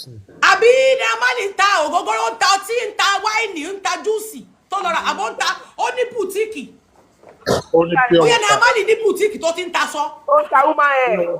bóyá ó dẹ̀ ń ta àbí ó ń ta wíìgì Naira Marley ti di wíìgì na wíìgì ọ wíìgì na wíìgì ọmọ ìjọ mi hallelujah o hallelujah o ṣèkèrè òkìrì òde ìbànújẹ́ nínú òde ìbànújẹ́ nínú ọ̀sẹ̀ yìí nínú ọ̀sẹ̀ tí gbogbo yín mú òde ìbànújẹ́ ò ní jẹ́ ti yín àwọn atúnimú ò ní tún yín mú àwọn atúnidá ò ní tún yín dá àwọn apanilẹ́kùnjáyé ò ní jẹ́ ọ̀nà èmi àti yín èmi àti yín ò ní rí ìbànújẹ́ nínú ayé àwọn akúni àwọn atúnipa àwọn atúnisọ àwọn abayé ẹni jẹ́ wọn ní rìn ní bèbè yín ọmọ yín ò ní rí ìrìn àjò alọ́ọ̀dẹ́ nú ayé gbogbo ìrìn àjò tẹ́ ẹ máa rìn nú ayé kò ní yọrí sí ikú ẹ ní pàdé obìnrin àjèjì ẹ ní pàdé ọkùnrin àjòjì àwọn ọmọ yín ò ní gbé egun eléegun àwọn ọmọ wa ò ní ṣìfẹ́ èmi go ò ní ṣìfẹ́ ìwọ go ò ní ṣìyàn ò ní ṣílẹ̀ tó ò ní ṣiṣẹ́ ṣe ò ní sí ọ̀gá ní ò ní síyàwó fẹ́ ò lè ní bí ọmọ sẹ́ẹ̀bànújẹ́ tí ó ṣekú pa ọ́. àmì ẹ̀ pọ̀ o. kí ló ṣe yín ṣé Naira Marley jẹ́ actor ni tó ní kó lọ gba script wá Priscilla is an actress as well okay ìjọ wo náà ti lo Priscilla nínú fíìmù Yorùbá torí fíìmù Yorùbá ló promote ẹ̀ ìjọ wo náà ti lò ó even nínú Igbo fíìmù gangan náà ti lò ó content creator ni so lọ gba script ni torí olóòrán àwọn ọmọ tó rán lọ sílé náírà yẹn iṣẹ́ kí náà lọ síbẹ̀ ìwọ̀n gan jẹ̀bi ẹjọ́ jẹ̀bi ni wọ́n jọ mú ọ ní wọn ò ní ṣe kí ló rán wọn lọ sí bẹ́ẹ̀ ọlọ́mọkùnrin ó rán ọmọkùnrin lọ sọ́dọ̀ ọkùnrin ó rán obìnrin lọ sílé ọkùnrin tó ti bàlágà tó lẹ́pọ̀n bàǹbà nídìí tíyàwó sí nínú ilé rẹ̀ tó yẹ pé àwọn ìyàwó ọ̀tọ̀ọ̀tọ̀ níbi tó fi wọ́n há ó rán géńdé ọmọ tó ti bàlágà tó lọ́múláyà tó ti ń ṣe nǹkan oṣù ọmọ tó nà tó dúró re bẹ́ẹ̀ yẹn ọmọ tó fàìn bẹ́ẹ̀ yẹn ó rán lọ sílé ọkùnrin tó ń gba nǹkan tó ń fagbó bí Naira Marley bá gbégbó dání báyìí wàlẹ́ igbó rẹ̀ tó apá tó bá fàyọ tó bá rèpù ọmọ nǹkan kí ló rán ọmọ lọ sí ń bẹ́ẹ̀ ṣé Naira Marley ta ó ń ṣe script ó ń ṣe fíìmù bóyá actor ni àbá tírẹ́sì bóyá ìyàwó Naira Marley dẹ̀ látírẹ́sì àbáwọn tó wà nínú yẹn wọ́n ń ya fíìmù àbí Naira Marley jẹ́ sọ promoter ó jẹ́ producer fíìmù film producer àbó jẹ́ director fíìmù bóyá Naira Marley ti di director ó dẹ̀ ti di video producer àbí manager ni ó ti di show manager ó ti di film manager àwọn tó máa bá yín wálé torí mi ò mọ tó rán ọmọ lọ síbẹ̀ ìwọ náà jẹ̀bi ẹjọ́ jẹ̀bi ni wọ́n jọ kú oyin ni àti Naira Marley o àti wo o àti Wùmí o fi Wùmí sílẹ̀ ìwọ náà dá ẹjọ́ kọ́kàn ẹ̀ mọ́ gbogbo tí Priscilla ń gbà lẹ́nu ìwọ ló fà á gbogbo tójú ọmọ yẹn ń rí káti ìwà lọ́mọ yẹn foyún ṣe ìyàwó kò sí tó lẹ́nu kéèyàn foyún ṣe ìyàwó ó wù ni ẹlòmíín wà tó jẹ́ pé yóò ti máa lọ káàkiri yóò ti máa dókó kiri tí ò ní róyún ní bọ̀gbàrà tó bá túmọ̀ yẹn kan ó lè ṣe pé ẹni tó lọ́run kọmọ látọ̀run ó lóyún kò dẹ̀ fẹ́ ṣẹ́ ó ní oyún yẹn kò dẹ̀ fẹ́ ṣẹ́ láàrin 8 months tó wà àti bọ̀bọ̀ yẹn pàdé ó wá wò wípé oyún oṣù mẹ́rin mọ̀ ti wà lára mi sóṣù márùn torí oyún yẹn ti dúró kì í ṣègbà tó ń bì kì í ṣègbà tó ń talẹ̀ ṣèyàwó káti wà lóyún 5 months ti wà lára rẹ̀ ó dẹ̀ dọ́mọ tó ṣe pẹlẹbẹ tí ìsọmọ tó níkùn káwá wò pé torí ẹ̀ lẹ́sẹ̀ sáré plan wedding yẹn láàrin few days láàrin few months oṣù méjì tó rówó ti wà nílé already ẹ sáré plan yẹn ẹ dẹ̀ ṣe ìgbéyàwó yẹn kò dẹ̀ tí ju oṣù mẹ́rin lọ oyún ti ta síta kò sẹ́sẹ̀ nínú ẹ̀ ó lè foyún ṣe ìyàwó torí téèyàn bá wò sàlẹ̀ yẹn ẹ kàn fún ọmọ pa ni arípẹ́ ń fún pa torí kùn pìsílẹ̀ alẹ́ pa ó pẹlẹbẹ bọ̀ nínú àwọn aṣọ yẹn ibi ìsàlẹ̀ ń bí ó yọ ẹ fún ọmọ ọlọ́mọ ẹ̀ kórí ọmọ yẹn gan pẹlẹbẹ níbi tẹ́ ẹ ṣe fún pató ọlọ́mọ yẹn kórí ọmọ yẹn kí pàkó ẹ̀ wá gùn báyìí orí yẹn kó gbọ̀n báyìí pẹ̀lú bẹ́ẹ̀ ṣe fún pa níjọ́ ìyàwó yẹn torí gbà náà sì ní ikùn yìí oyún ọmọ ò tí máa dọmọ tán yányán ẹ wá mú ẹ ń fún ẹ wá ṣe tán ẹ wá túlẹ̀ ikùn wá ṣe bọ̀ọ̀kù ayé ò sọ ẹlẹ́nu wọ́n ló fà á ẹ tún wá ṣe ní bòńkẹ́lẹ́ kí ẹ tún dákẹ́ kó jẹ́ pé gbà tó bá bímọ o lẹ máa celebration ẹ wá gbóyún síta ẹ wá láwọn èèyàn bí wọ́n jẹ́ wọ́n náà wọ́n á challenge wọ́n Ìyábọ̀ ẹ challenge àwọn gíslove ọ̀rẹ́ yín tẹ́ẹ̀jọ́ ń ṣe ti Mohbad ni wọ́n máa post ẹ̀ síta tó bá jára àtà kan ló nírú oyún ló ṣerú ìyàwó tí ọmọ ẹ ṣe yẹn ẹ ti finish ẹ nìyẹn wọ́n ti fi gíslove page yẹn wọ́n ti fi destroy ìgbésí ayé ẹ nìyẹn ẹ rò pọ́ dẹ̀ ń gbogbo wa n tí ẹ lè gbà lẹ́ máa fi lọ ọmọ nìkejì ìwọ náà jẹ̀bi fi Wùmí lẹ̀ jẹ́ kó lọ face consequence ẹ̀ let her face the consequence Ìyábọ̀ Wùmí sọ wípé Dàrósà ó wà nínú ilé wọ́n jọ jáde lóru Dàrósà ló ń kó bẹ́ẹ̀ láago mẹ́ta kírétò kó gbogbo wọn kó lọ dà wọ́n síbẹ̀ pé kí ló dé tí wọ́n náà tún parọ́ síbí olóò kó bẹ́ẹ̀ lóru ni ká ní wọ́n manipulate ẹ wọ́n parọ́ bọ̀ ìgbà tí wọ́n ti ń jára wọ́n sì kírétì wò kó gbọ́n kẹ́ lọ dà wọ́n síbẹ̀ kí wọ́n yọwọ́ tiẹ̀ kúrò bẹ́ẹ̀ ẹbí ní sẹ́rì ni ibi tó lọ ràn lẹ́wọ́dé ó ti ṣe débẹ̀ ẹbí ní sẹ́rì ni ibi tó yíra yẹ́rùn ẹ lọ́wọ́dé ó ti ṣèṣe abiyamọ fi wọ́n lẹ̀ jẹ́ kán lọ fèsì consequence kán dẹ̀ lọ sin ọmọ pọ̀ tó ṣe bẹ́ẹ̀ aya gbangba nílẹ̀ kó gúrùpù jọ lórí TikTok bẹ́ẹ̀ ó sì wà ń bẹ́ẹ̀ ni àsìkò tí àwọn èèyàn bá ń sunkún ìgbà ẹ̀ lọ́mọ join life àwọn tẹ́mọ̀ fáwọn èèyàn ṣe yẹ̀yẹ́ táìmù yẹn ni wàá gbé Wùmí síta ìgbà táwọn èèyàn bá ń ké lọ́wọ́ lọ́ọ́ gbé wọn síta só lè jọmọ ẹni Mohbad tí wọn náà dẹ̀ bímọ ọkùnrin ọlọ́mọdé káyé dọ́mi ọmọ wa légbodò bí wọn náà ṣe jìyà tó nínú ayé tó lọ́kọ́ fi ẹ́ sílẹ̀ ọkọ struggle ó fi ẹ́ sílẹ̀ ìwọ ló rẹ́sì àwọn ọmọ yẹn bó tilẹ̀ pé bàbá wọn náà ń fún wọn lówó bọ̀ àkàtẹ́ ni àwọn ọmọ wà àwọn ìwọ ló máa ní feelings ìgbà tẹ́bí ń pa wọ́n ìwọ ló máa ní feelings ìwọ ló máa náwó jù torí tó bá fẹ́ ṣe nǹkan wọn ló máa ná jù ìgbà tó ní bá ń fọwọn ìwọ ló máa ṣe jù ìwọ làyẹ máa ká sókè kì í sí ọkùnrin tó kàn sẹ́ndì owó lásán gbogbo tí ojú àwọn ọmọ yẹn bá ń rí níta wọn kò lè mú bàbá wọn wọ́n ní ìwọ ló ṣe jù nú ẹ̀ that's what táyé fi ń pè ó pé good mother ó dẹ̀ rí ilé ọkọ fẹ́ láti gbà náà bí tèmi àti ẹ báyìí àjọ ọ̀rọ̀kọ kì í ṣe pé òfòyàn wọn ò fẹ́ ọ sílé ni wọn láti burú jù wọn lẹ́nu èmi àti ẹ yọ bọ́bọ́bọ́ ó ṣe sọ́bọ́ lọ bí ẹnu gbìn wọn láwọn là máa control lé bẹ́ẹ̀ ni single mother kò sí CCTV tẹni wọn lẹ́lẹ́nu pípẹ́ lèmi àti ẹ wọn ní kò sí CCTV tẹni ó sáàsì dá síbẹ̀ lóòótọ́ ìrònú lè máa bọ́ pé ó yẹ kí wọn náà ti lè wà ń bẹ̀ bọ̀ kí nìkan tí mo láìkẹ́ sí ni pé tó bá jẹ́ lómìn ni asáré change orúkọ ọkọ ó change orúkọ ọkọ ẹ that's what mo ṣe láìkẹ́ ó change orúkọ ẹni tó bímọ fún yẹn ó jẹ́ orúkọ bàbá ẹ̀ bíi ti tó díke tó lọ sọ ẹ̀ di kíngì tó change orúkọ ọmọ rẹ̀ nígbà tó kúrò lọ́dọ̀ ọkọ yẹn ó change orúkọ ọmọ rẹ̀ sórúkọ bàbá ẹ̀ ni ṣùgbọ́n wò ṣe bẹ́ẹ̀ ó forúkọ àwọn ọmọ yẹn síbẹ̀ torí lẹ́gẹ̀sì àwọn ọmọ ẹ̀ ó bá lẹ́gẹ̀sì wọn jẹ́ ọmọ dáadáa ní ọmọ ẹ̀ ṣùgbọ́n lórí ọ̀rọ̀ Mohbad lọ́nà lọ́rọ̀ rẹ sọ pé lóògùn èrè àlọ́rọ̀ tó ṣe ìdánwò tó dánwò kò dáa báyé bá ń ṣàdúrà fún èpè ló tẹ́ sí Ìyábọ̀ ó sẹni tẹ́lẹ̀ kan ṣàdúrà fún mọ́ nínú ikú ọmọ tó wà lẹ̀ torí pé ó ti sìn rìn ó ṣèṣì abiyamọ ìgbà tó jáde kí ni ìgbà tẹ́ ẹ̀zúmù Mohbad tẹ́ ẹ̀zúmù yẹn kí ni ẹ̀zúmù yẹn mì ẹ̀zúmù ọmọ ẹlẹ́ń wá dájọ́ ẹ ti rí ìdájọ́ àṣẹyìn ti ṣe meeting ẹ ti ṣe meeting wípé autopsy yẹn o kò sí tó máa jáde bẹ́ẹ̀ ju pé kó implicate nọ́ọ̀sì lọ àti drọ́ọ̀gì torí pé ẹ ti mọ tó wà ńbẹ̀ ṣé ẹ ti plan yẹ kó implicate ènìyàn kan. ẹ ti gbọ́ bvm àárọ̀ yìí ẹ ti gbọ́ kíní ẹ ti gbọ́ mẹ́sẹ̀jì àárọ̀ yìí. bẹ́ẹ̀ tí ìgbọ́ mo sì fẹ́ gbọ́ ni. ó dà kò make sense àwọn sọ wípé kìíní kan gbogbo yín náà lẹ́ẹ̀jọ́ gbádùn àti má ti sí o àti wọlé gbogbo yín náà ni. tààrọ̀ yìí tó gbọ́ yẹn ló ṣe jáde tààrọ̀ yìí tó gbọ́ tọ̀bọ̀ yẹn sọ yẹn ló ṣe jáde ó sá lọ Canada ni ó lọ sá lọ Canada. Zateni Òjó yẹn ò kí ń ṣe. ẹni ẹ pílẹ̀ ẹ pílẹ̀. ọmọ pé Ìyábọ̀ Òjó ó ní ẹ̀gbọ́n Rónkẹ́ Òjó.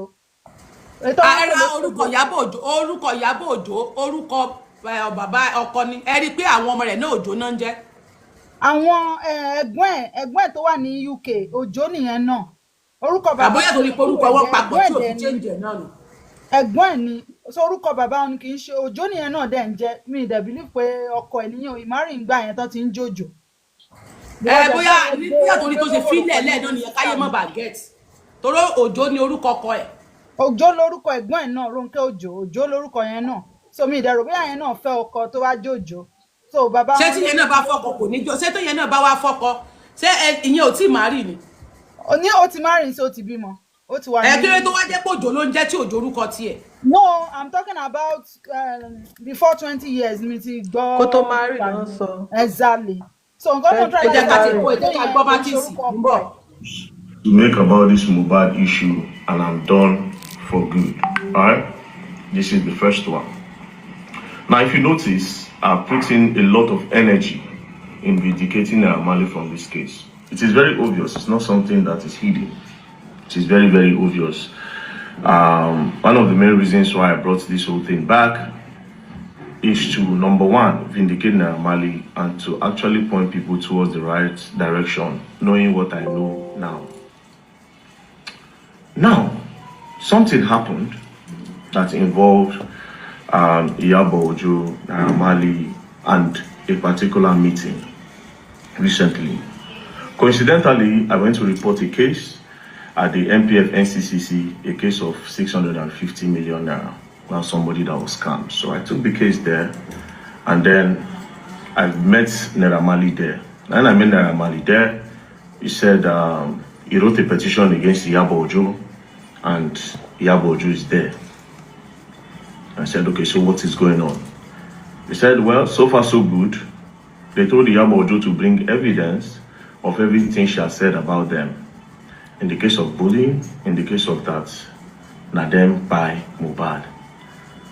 So I said, so how far with the case now? He said that Iyaboojo is pleading. I said, pleading how? Like, what's going on? So she's pleading. I said, it doesn't make sense. The Iyaboojo I know cannot beg you. Then he said, you can come, see. So we went straight, and then he opened the door. Then he went inside to sit down. When he sat down, there was Sam Larry, there was his brother Shudi, and then there were some people there. Iyaboojo was with a lawyer. Then when I entered, I sat in front of her. And I sat in front of her, they started talking. Now, there's one police there, it's one female police officer, senior officers. Some of them, they were like, very dark man, talk to your guy. You see, say, you and him, the palace, since this whole mohbad issue. Talk to Naira, let's look for a way to resolve this whole matter. Now, at the top of my head, I was like, resolve which matter? Like, why are they resolving any matter? What is really going on? Then they said, Iyaboojo, she understood that what she did is wrong, and that they should look for the best way to settle the matter within themselves. Immediately, me, I para. I said, excuse me, lawyer, Iyaboojo lawyer, his name is Fumi. I said, make we see. Then we turn. I said, can we see? He said, yes, we can't turn. There was 2 police officers there. We stood. Then I said, fine. Based on what I just saw now, Iyaboojo is saying that a lot of publications that she did was wrong. She was pretty much emotional and all. That's why she made those things, right? So I told the lawyer, I said, how do we move on from here? Is she willing to come to the public? And the lawyer said, that is exactly what she said. That she will go to the public and let the public know that this is what happened and that she is sorry for actually being emotional about this whole matter. Then the lawyer now said, again, but they were thinking that if they do that, a lot of her fans will think that she has been threatened by Naira or the government threatening her. That Iyaboojo has suggested that they will not apologize, but if Naira releases a new song, they will help him promote it, and that gradually people will start welcoming Naira back. I para. Now that the talk just vexed me. Then I looked at the lawyer. I said, for all what these people have gone, what these people have gone through, the shows that they have lost, money that they have lost, over a lie, and then instead of you to go to the public and then just spell it out for everybody to see, you are saying that you are going to start promoting his song. I just looked at him. Out of anger, I told him, I said, the luck Iyaboojo has is that Naira Marley is not from the Niger Delta region. Because for ruining his career over a lie, if the Niger Delta he come from, they go shoot her down. And even you, the lawyer, they go shoot you down. Then the lawyer looked at me, and the police people were there. They were like, no, very that point, it doesn't go into this. Then the lawyer was like, bro, it is not me that said this thing. I didn't come up with it. Iyabo came up with it. Cut the long story short, he left. Then I called Naira Marley in. I said, now where this matter don't be like this. If she say she's willing to go to the public and then explain what happened, do you understand? That she was emotional. And then the case went towards the wrong direction. Instead of actually holding everybody in the house accountable. But there's no problem. It don't happen. So, what do you want? Naira Marley said he's scared that she might not do it if they leave her now. That she might not apologize. She might just go outside now and decide to change everything again. That he knows her character. She's a manipulative person. I told him, I said, well, we'll call the police people in. They called the police people in. We spoke. Some of the police people were saying, if she's willing to apologize, Naira Marley, let's see how this thing is going to be. Then she doesn't apologize, then they bring her back.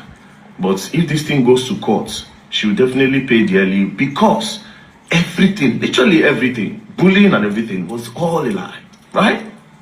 Videos being doctored, a lot of things. A lot of atrocities happened that time. Naira Marley left. When he left, I sat down. Now, something in me told me that something crazy might happen, right? And I went outside.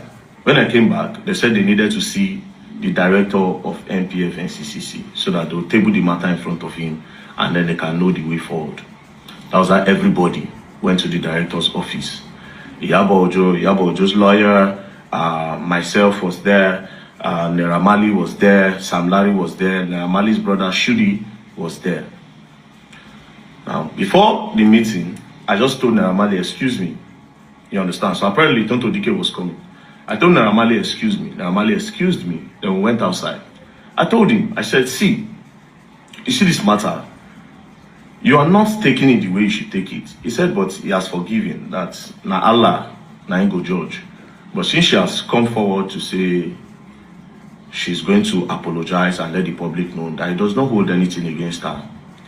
Now, me trying to be extra, I told him, I said, no, make them detain her. You understand? I said, make them detain her. He now said, well, that he does not think it will solve anything. I said, if the director is talking, slam the table and let them know that they finished your career. Naira Marley still said that, okay, he's going to do it. Finally, he said he's going to do it. Then he now entered. When we entered, Tonto Dike entered. We all sat down. I moved, I sat down because the conference table, Sam Larry was here, Iyaboojo was here, Iyabo sat down here, Naira Marley sat down here, Tonto Dike was here, Naira Marley's brother was there. They started talking. While they were talking, she apologized. Now, Sam Larry, Naira Marley asked her one question. Before Sam Larry, Naira Marley asked her one question. He said, in everything you have said about me, is there no one thing that is true? Is there no one thing? He now said, you said, at least let one thing be true. Let me know that I'm a bad person. At this point, I swear to God, I almost cried. Don't be playing. Felt very emotional. With that one question, he said, you said I drugged your children. That if they come to my house, I drug them. That at least let one thing be true. Iyaboojo was just looking. At this point, I just shook him. Now that passed. Sam Larry was now saying, you said I bully mohbad, that I collect money from boys, that I'm a this, I'm a that. Can you clear the air on that or give me proof? I just want to see proof that I did all those things. Then Iyabo said that some video went viral, some video went viral where they said you were beating the boy and this. Then the director told her that they said, did you verify any of all these things? She said no, that she was just seeing the videos. Then Sam Larry said, Omo, you must give proof. Me, I want proof. Because they constantly bullied me, insulted my children, finished my name. It's not that I'm a strong person. I don't depressed. Who knows? Maybe I don't do suicidal. You know? So they were talking. At the end of the day, Iyaboojo pleaded. Sam Larry cried. The gangster cried. He cried. He was just looking at her. He cried. Then Iyaboojo now said, Emma Binu. Anyways, they now came out. The director now said, so how are we going to move further? She now said, they should give her 2 weeks. Let her and her lawyers draft something in order to clear the name of these guys. So they'll draft something and they'll come back. The director now asked Naira Marley, is this okay? Naira Marley now said, there's no problem, provided she's willing to do the right thing. That was how Iyaboojo left. When Iyaboojo left, do you understand? That was when we now had our own private meeting. Because one of the main reasons why I was there was because we have to put hands together and let the public know what's up. So Iyaboojo left. Then we had our own private meeting. Do you understand? We had our private meeting. Now, when we spoke in our own private meeting, I promised Iyaboojo that I wasn't going to say anything on that. She should use her mouth to say it, right? Fast forward to Iyaboojo and the apology she was supposed to do. 3 days passed, nothing. 4 days passed, nothing. 5th day passed, nothing. Next thing, I just saw it on one small blog like this. QT something. One of all these small blogs. That Iyaboojo was invited. Naira Marley was now begging her that he should clear her name. Immediately, I suspected something fishy. I was cold at heart, right? Next thing, police now called. When that thing happened, I don't know, Naira Marley called. That one shall have influence. He now called the DIG. The DIG now called the Oga. Now said, this boy brought a case. Do you understand? With all evidence and everything, let her, Iyaboojo, prove it. The DIG now said, that he's going to call the CP in charge. So he now told the CP that you are playing with the case. The CP said no. That everybody have decided that she's going to do something within 2 weeks. Towards the period that they were now expecting Iyaboojo to do something, do you know what happened? They called her that you're supposed to come to the station because this apology have not been done. Or we charge this case to court so that I'll go finish the matter for court, right? Then I told her, say, okay, see, if you no come, they invited her, they say, if you no come, they'll come pick her. Brothers and sisters, do you know the next thing that happened? Iyaboojo just paused here, her shop don't burn. I just looked at the video. I just shook my head. She now did a write-up. Immediately she did that write-up, and I also made a video that there was an agreement. We met. You understand? That was what triggered me to say, we met. And we said a lot of things. But God will judge. I said, God will judge. That's what touched me to say, God will judge. Then I ended it. When I now started seeing a lot of damage control, that is why I started with the group chat. Now, even in this same group chat, I kept on keeping it clean because I didn't want to involve Iyaboojo in any of it. You know why? Because I was posting all those things so that she will come back to her senses and say, you know what? Let me just do the right thing. If people are innocent, they are innocent, right? Because our own part of the whole chat reeks of hate. I don't know. But again, one of the things we said when me and Iyaboojo sat down face to face is, I will not blame you for anything that you did. And every other Nigerians that came for the head of these guys, I would not blame you at all. You know why? Emotions were everywhere. But you knowing fully well, say, Omo, these people have literally nothing. It's so crazy that even the part of the bullying of the boy, she knows. That is what is crazy. A lot of doctoring that they doctored all these things and put online. She knows. One of the things we said in the meeting is that she opened her mouth to say, yes, she's convinced that Naira Marley did not bully that boy. And it is because of the videos flying around. But I'm not going to say anything that me and I spoke about. So from this, I became very upset when I started seeing that she's trying to do damage control instead of doing the right thing. Now, why I can't start to post this thing? constant to post the voice note, they constant to post the group chat and all. Now, I'll tell you something about that group chat. You see, almost everybody in the group chat, plenty of them are innocent.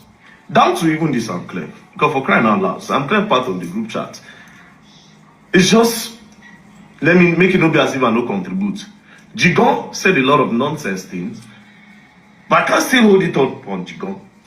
He said a lot of nonsense, but yes, like the way you call your friend Papa useless, Papa useless, all those. He said a lot, plenty of them, but a lot of them were also innocent because yes, they were fighting.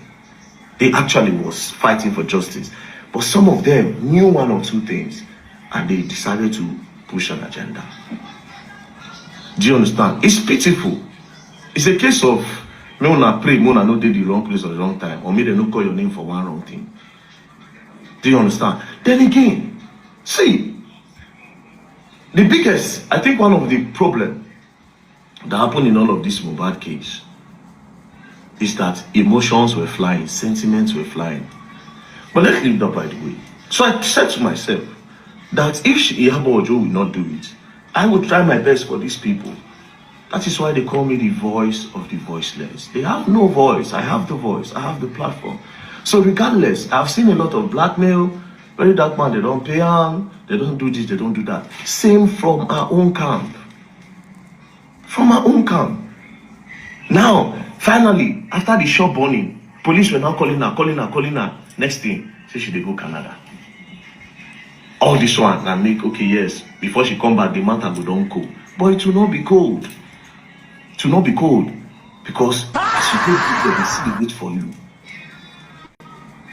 You go use your mouth to tell the truth. And if you don't talk the truth, they tie the case because even though you go there for 10 years, you go there. But between you and I made you a promise. So I'm not going to speak about what we talked about. I thank God, say you admit, say me and you meet. I thank God. So when I don't admit in everything, when I say admit, say we meet. Whether I'm very dark man beg you more than meet, or now you beg very dark man, no problem. But why did you agree for us to meet? Very dark man did not wake up one morning to say, yeah, but let's meet. And you accepted. Something made us meet. There's something where we get together, where make us meet. And very soon, if I give you time, I go talk. Because the way they go, I only made that promise because I thought that you were going to come out and say the needful and just do what is right. But if you continue like this, you don't talk, I go talk. You can't end your statement with, this is the last time I'll speak about it. You know what you're doing. You know what you're doing. You know what you're doing. But ultimately, it is not fair. You get children. You get pikin. You will get grandchildren. I pray for your family to be okay. You will get grandchildren. But ultimately, this life is bigger than we all see it. 2 more posts on mohbad and I'm done. 2 more and I'm done. Peace and love, don't play. Iyaboojo prove it. The guy now said, I'm going to call the secret.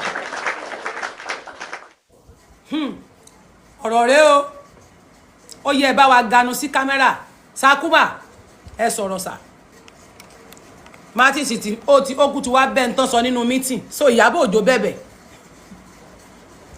ṣe mọ́ nírọ́ ni ó pa pé Iyaboojo bẹ̀bẹ̀ that's why tí mo ṣe máa ń sọ fún many people pé ń tẹ́ ẹ̀ bá mọ̀ lẹ́ẹ̀mọ̀ ń tẹ́ ẹ̀ bá mọ̀ ń lẹ́ẹ̀mọ̀ ń tán bá sọ síta ẹ má máa wo damage control tí àwọn èèyàn máa ń ṣe níta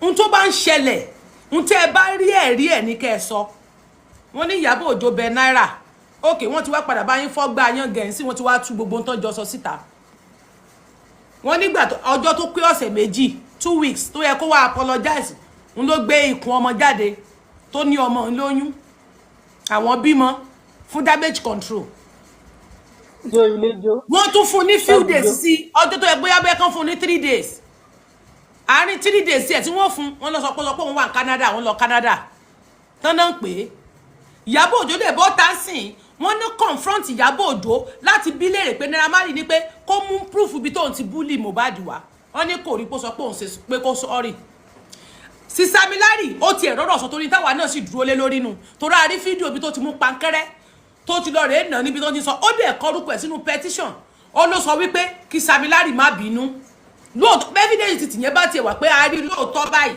okay ó padà sọ pé kó má bínú ó dàgbà náà nígbà tó ní kán má bínú bẹ̀ yẹn tó tún wá bọ́ta lẹ́ni tó tún ní pé ṣé wọn ò rí petition ṣé wọn ò rí kiri kan ni ẹ dákẹ́ bá wa gbẹnu sí máìkì má bínú ẹ jẹ́ ń dákẹ́ ẹ lu ẹnu ẹ sọ̀rọ̀ ta ló fẹ́ sọ̀rọ̀ this is that because ọ̀rọ̀ yóò yé mi mọ́ Sakuma ṣe ti sùn ní back to sender real infinity ti lọ o ibo lẹ wà o ẹjọ́ mo ń gbọ́ yín o back to sender ẹgbọ́n sẹ́kọ̀ ẹ sọ̀rọ̀.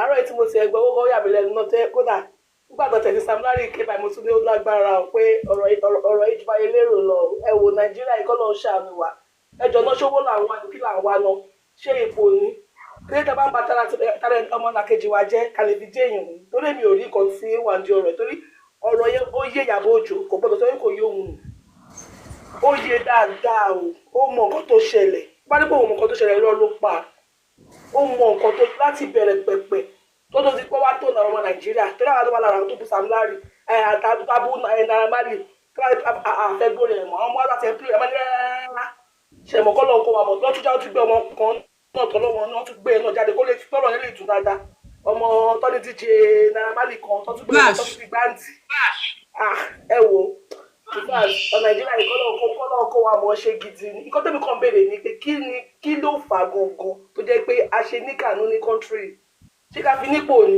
bí ẹ̀rọ àwọn báyé sọ lọ́wọ́lọ́wọ́ yìí àwọn kan ṣì mọ̀ wá sọ pé rárá kò rí bẹ́ẹ̀ ó wá tún jáde lẹ́yìn ìsìn láàárọ̀ ló tún jáde ẹsẹ̀kẹsẹ̀ láàárọ̀ òun ló yẹ kó jáde lẹ́yìn àtijọ́ ìkó jáde o wọ́n tún wá jáde tó tún wá sọ̀rọ̀ ó tún kò fún wa ní anything explanation ó tún ṣe é yí ó wá ń sọ ní station ó ń sọ̀rọ̀ yẹn ní station pé òun sọ pé òun fẹ́ kí àwọn fáìsì òun kẹ́yìn sóhun òun ṣe lè sọ̀rọ̀ lẹ́sẹ̀kẹsẹ̀ àwọn tí ó tún wá gba fáìsì ẹ̀jẹ̀ tó bá iṣẹ́ wọn jẹ́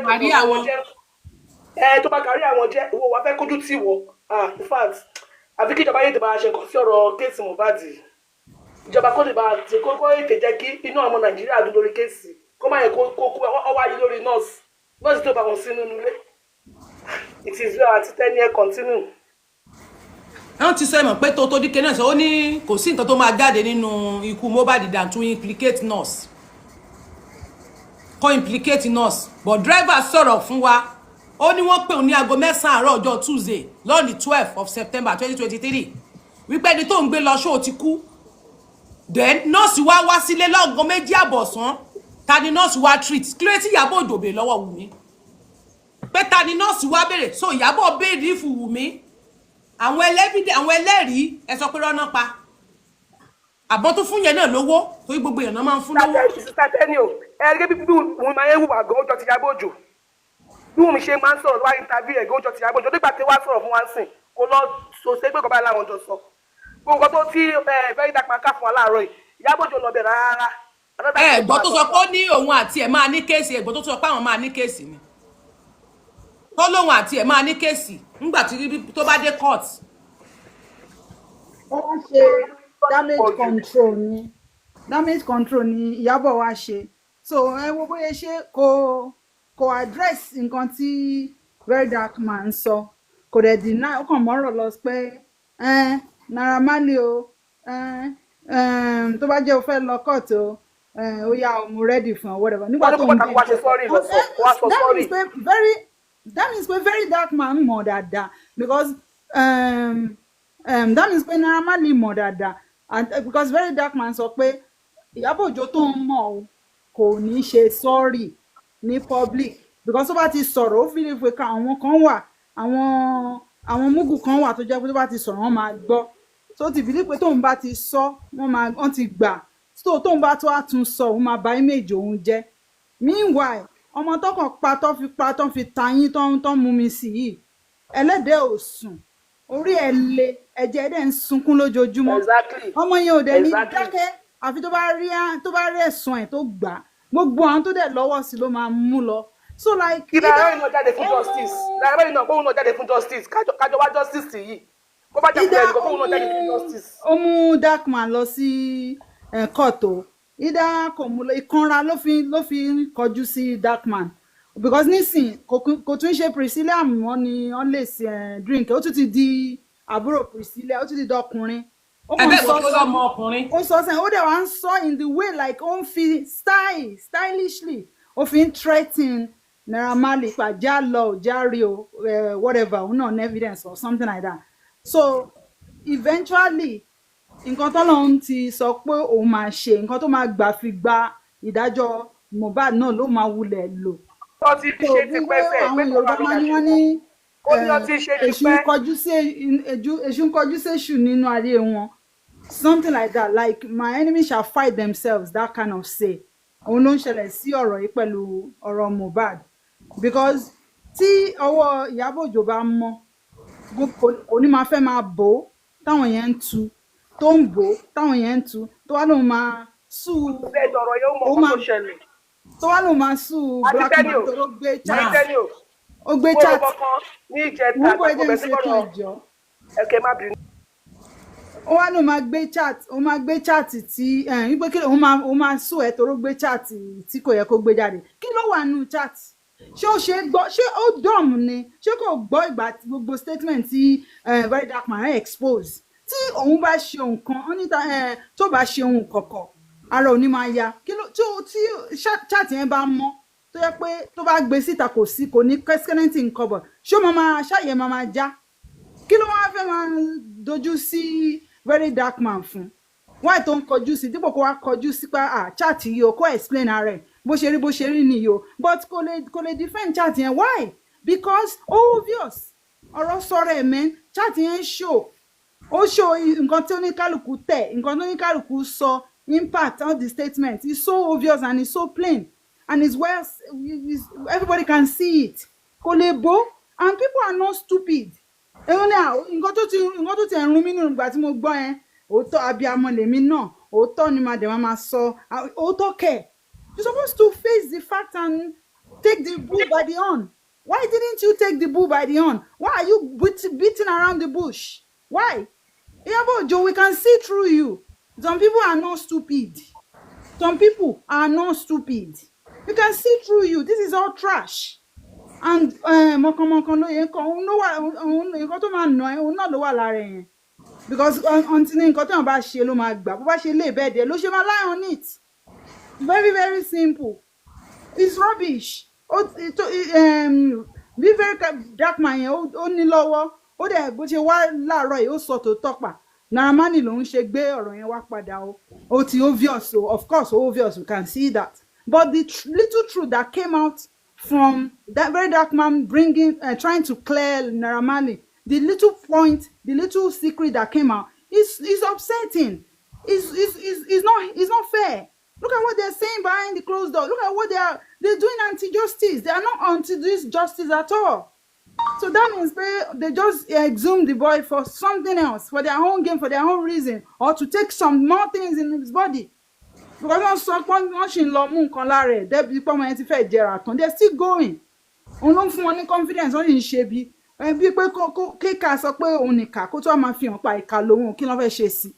that's what is going on now. It's not good. Then over sorrow.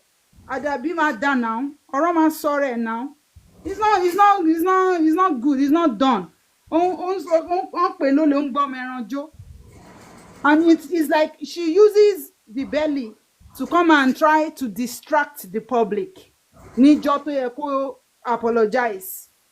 And nítorí pé Very Darkman wá bọ́ta nígbà tán ti fún ní a long time. Tán rí pé onígbéraga ni.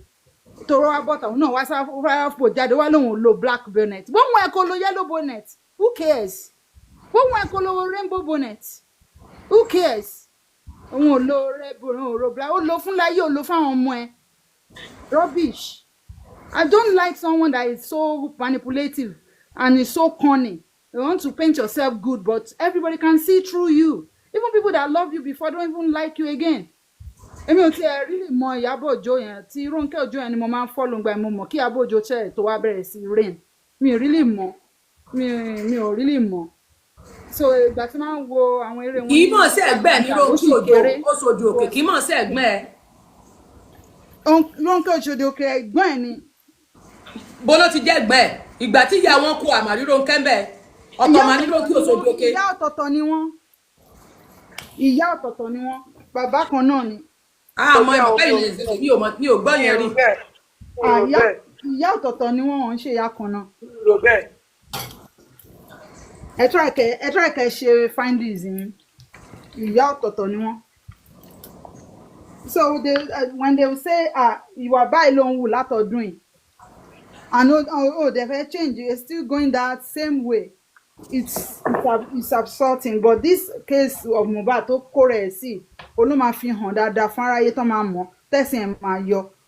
So me I just see that she just come out today to just do damage control and the damage control gan kò rí ṣe because ó sọ síwájú ó sọ sẹ́yìn ni kò sọ nǹkan tó fẹ́ kó sọ what they really want to hear from her she did not say it she still say it's truth I will say ṣé o ṣe kínní fọmọ mi ọkùnrin ó tún wá ń sọ̀sọ̀ kẹ́yìn so that's rubbish tí ò bá níwà búburú lọ́wọ́ ṣé àwọn kan máa gbé chat tó ṣe jáde and Mohbad case is a public case so the chat too public can see to it it's not a private life of Iyaboojo. It is some people on a chat for a public case. So if you have anything inside that chat that is not good, that is against the justice, I think anybody can bring it out because it's a public case. So tí lọ́ọ̀yẹ̀ bá mọ báyìí máa defend kinní kan kóra wọn sàn. So kò kàn lè sọ pé ó lọ gbé kinní kan without kinní ìgbà tẹ́ ń sòṣì tẹ́ ń sọ pé autopsy ò kàn yín. I imagine that autopsy kí ni ìdí tẹ́ fi lọ exhume ọmọ bí o bá ń ṣe nítorí autopsy láti mọ nǹkan tó pa so you just exhume him just to take more things from him just to use his blood and just to make money through that and you want to succeed and you want to ó fẹ́ rù láyọ̀ kó sọ láyọ̀ ó dẹ̀ fẹ́ ṣe tiẹ̀ kò fẹ́ kẹ́lòmíì kó ṣerú nǹkan bẹ́ẹ̀ fọmọ tòun ó dẹ̀ ń gbá wọn lọ́wọ́ nínú ìbàjẹ́ kó dá now. Lay your bed the way you want to lie on it. That's it. That's all me I see. All the point she's giving is just rubbish. It's just giving rubbish. It's talking as if anyway I want to make gbongbo because I want to what to get that 30 years down.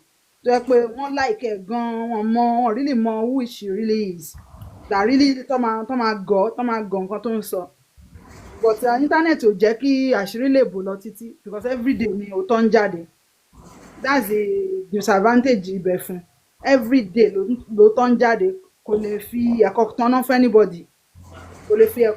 anybody inú bí mi gan gbà tí mo rí ìdíwé tó yẹn ṣe ó tún wá kí ló ń pe kíní yẹn in an arrogant way ó tún fẹ́ máa try láti máa defend rẹ̀ wípé àwọn right nígbà tó ń sọ àwọn ṣe ń sọ kiri wọ́n ló bẹ́ẹ̀ Sandra náà tún sọ ó bẹ́ẹ̀ wọ́n ní ó ṣe máa bẹ́ẹ̀ ta ni kíní kan tó ń bẹ́ẹ̀ aṣọ ti ẹ̀ bẹ́ẹ̀ lóòótọ́ tí ò bá bẹ̀ ń ṣe máa sá jáde láàárọ̀ yìí àbí lọ́sàn-án ó ṣe máa sá jáde it's a shame honestly bó ṣe níyì tó yẹn náà ló ṣe máa tẹ́ tó ní amount ọwọ́ tó ní nínú ikú Ìlérò Olúwalọ́ba bó ṣe níyì tó ló ṣe máa tẹ́ tó honestly Ọlọ́run àtijọ́ ló ń pẹ́ múyàn bó ṣe níyì tó ló ṣe máa tẹ́ tó mọ́ ẹ̀mọ́ bá rí onísinmi ẹ̀jẹ̀ yẹn ń kérora àǹtí tó bá gbẹ̀san gbogbo ẹlẹ́yà yẹn á ṣe títí tí Mohbad máa fi gbẹ̀san because tó bá lóun lọ́wọ́ nínú ẹ̀ in one way or the other directly or indirectly is a lie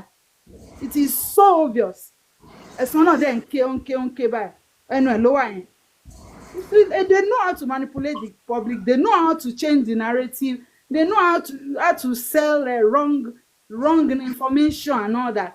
Wá jáde wá ní nǹkan báyìí ló ṣe oko complain káwọn èèyàn tiẹ̀ tún nífẹ̀ẹ́ mọ́ ó wá ń gbé kan ọmọ ẹ̀ káàkiri àṣé nǹkan tó ṣe baby shower arọ́ nìyẹn lólójijì ọ̀gá àṣé ó ní nǹkan tó yẹ kó ṣe tí ò ṣe òun rà náà lè bá tẹlòmíì jẹ̀bọ̀ tí wọ́n fẹ́ kí tí wọ́n bàjẹ́ ti gbàgbé pé nǹkan tó bá fi wọn tu ṣu wọn tó bá fi wọn fẹ́ lómi lọ́ máa fi wọn fún ẹ it is well kí ló máa ń pè à ń sọ̀rọ̀ tán kí ló ń ṣe ń sọ ọ̀pọ̀rọ̀ kò kágbọ̀n so kò sí báyìí lè sọ látẹ̀ní dọ́là ẹni bá ti ní wicked heart kò sí nǹkan tó lè change wicked heart ẹ̀ but tó bá ti ń gbèrè ẹ̀ àwọn èèyàn náà mọ̀ pa ó deserve ẹ ṣe. Thank you so much. Tẹ́ni kọ́tẹ́ mi fẹ́ contribute ní pé àṣẹ pé Ìyábọ̀ Òjó ó máa mọ̀ pa ikú yẹn but what about tí òun bá ti sọ lóòótọ́ fún jọ̀kan tó ṣẹlẹ̀ báyìí báyìí ló máa ló ṣẹlẹ̀ má sọ tọ́ o àbáyé máa ṣe lélẹ̀ kó ẹ́ gbóhùn ló da gbogbo ẹ̀rù ọmọ yẹn lè wà innocent kó ní mo máa ṣe mistake tí báyìí máa ṣe mistake ṣe báyìí máa ṣe mistake má sòótọ́ má wọrí àwọn olùgbé máa gbégbá má wọrí ó máa ṣe ó tó jẹ́ pé òun ló kọ́ fún ọmọ yẹn hàn bí mi ṣe rò ó gẹ́gẹ́ bí torí mo kàn ń rò oúnjẹ ta ẹgbẹ́ ó bọ́ sí òkè ẹ̀kọ́ ọmọdé sọ tòótọ́ fún máa yìí kó wá jẹ́ pé òun ló nípa ẹ̀ rárá sẹ́ẹ̀ jẹ́ ká yí ọ̀rọ̀ yìí jẹ́ ká yí gbàgbọ́ mi ó possible kò rí bẹ́ẹ̀ lọ́dún fẹ́ contribute sí ni. Ẹ ṣe gan ni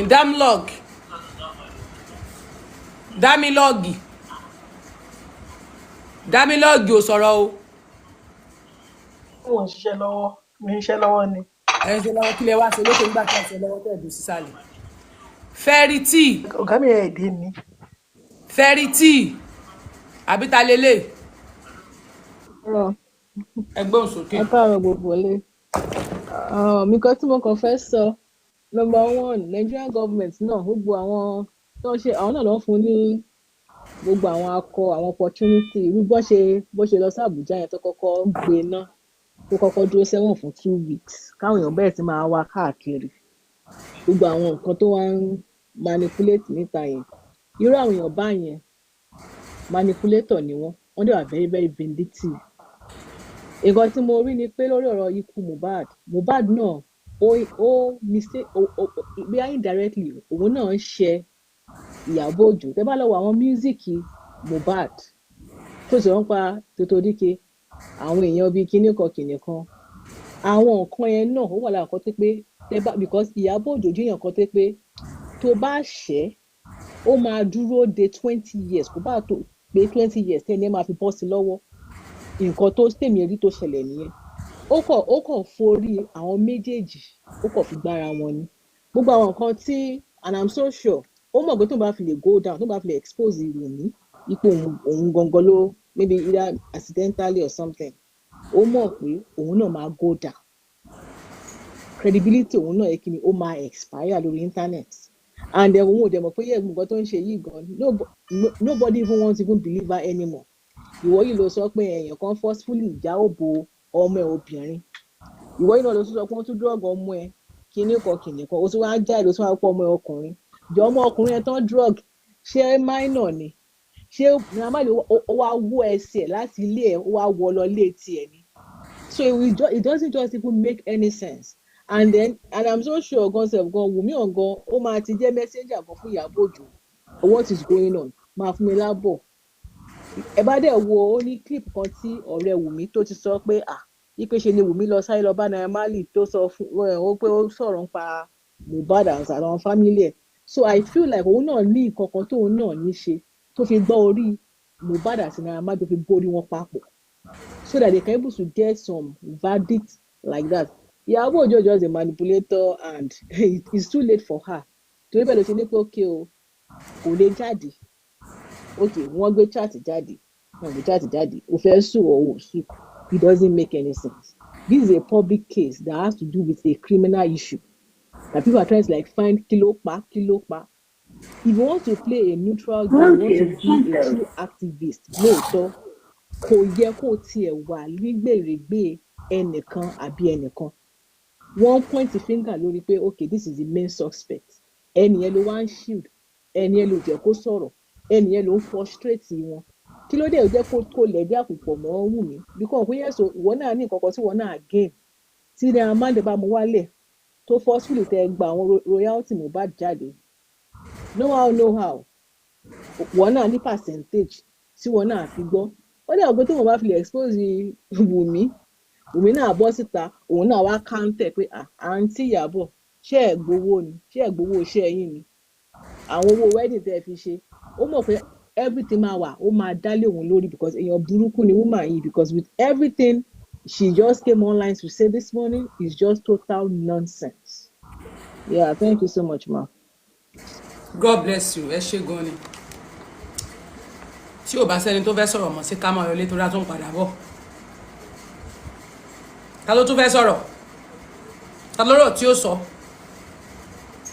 Ta ló lọ́rọ̀ tí ó sọ tí ò bá ti sẹ́ni tí ó sọ̀rọ̀ mọ́? Bí a ká máa relé ká tó padà rán padà bọ̀. Ìgbà tí mo kàn rí tí ó bọ́ta ló jẹ́ kí n jáde. Ẹ má gbàgbé láti order fún detox yín o. A ní detox tí o. A ní diabetes, high blood pressure. We have detox, we have high blood pressure. Gbogbo ẹ̀ la ní kẹ́ẹ̀kan sí wa lórí ìkànnì Tenny ọmọ ológo.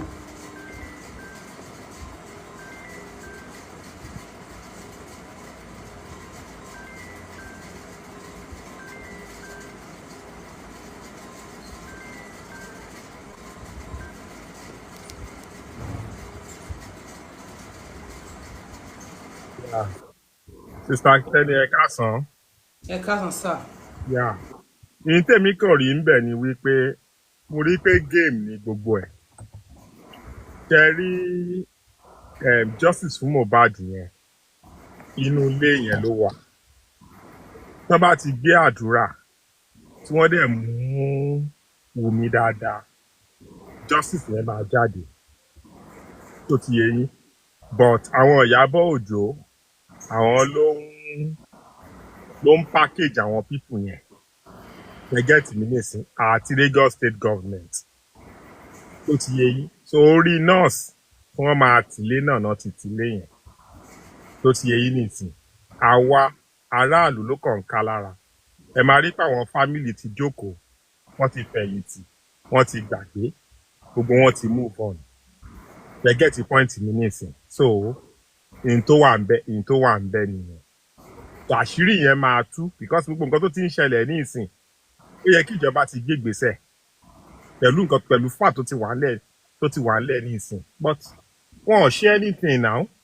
So kí là ń dara wa láàmú fún? So a kàn máa róòótọ́ ni, a kàn máa rí òótọ́ nǹkan tó ṣẹlẹ̀ yẹn but kò sí nǹkan tá a lè ṣe sí àyàfi táwọn aráàlú bá máa dìde, bá máa bẹ̀rẹ̀ riot àti bá máa bẹ̀rẹ̀ protest àbí nǹkan ló tún kù. Àbáwọn tó mọ̀ ń pa kínní yẹn bóyá kán lọ jólé wọn, bóyá kán bẹ̀rẹ̀ sí máa pa àwọn èèyàn, kán máa ṣe àwọn èèyàn léṣe. Ẹ má jẹ́ kán jólé wọn o, ẹ má sọ̀rọ̀ jíjólé lórí péèjì mi o ẹ jọ̀ọ́. Bó ṣe sí àwọn aráàlú ló máa jà. Irọ́ ọ̀bọ̀ tí ẹ má jẹ́ kán jólé wọn kò dá ẹ̀mí òkú yẹn lórí platform ẹ̀jọ̀ má bí. Okay, mo ti gbọ́ but àwọn aráàlú ló máa jà. Àwọn aráàlú ló máa jà fún ẹ̀tọ́ wọn. Ní tèmi máa rọ àwọn èèyàn tó wà ní diaspora ní pé tán bá lọlé kán lọ gba láńsẹ̀sì ìbọn because ìjọba ò lè protect anybody. Ẹ tó bá pa àpagbé ni báyìí. Ẹ tó bá pa ní Nàìjíríà yẹn ọkàn pa gbé ni. Ó bẹ́tà kó ní kálukú kó sán ṣòkòtò ẹ̀gírí. Àwọn tó bá wà ń bẹ̀ mú yìn wọ́n. Àwọn tó bá dẹ̀ fẹ́ lọ síbẹ̀ náà kán múra dáadáa. Nǹkan tèmi rí tó wà ń bẹ̀ nìyẹn. Pé ìjọba máa ṣe anything kò sí nǹkan tán máa ṣe bá ṣe máa wò náà ni. So game ni gbogbo wọn ń play. Ó ti wà glaring ní ìsìn pé game ni. So nǹkan tèmi rí ń bẹ̀ nìyẹn àti tẹ́lẹ̀. Ẹ kúṣẹ́. Ẹ ṣé sà.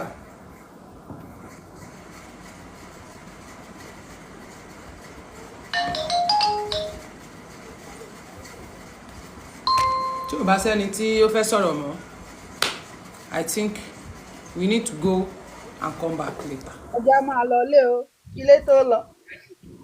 We go and come back later. Thank you so much. Ọlọ́jẹ́ tètè dé o, Tenny. Ẹgbà tí mo rí tó ń sọ̀rọ̀ náà ni mo ní kí n ganu sí kájọ wá ganu sí níta Tẹ́wọ́ pé lọ gbogbo jọba ń sìn, tẹ́wọ́ máa lọ tòǹgbé, kẹ́ máa lọ sùn.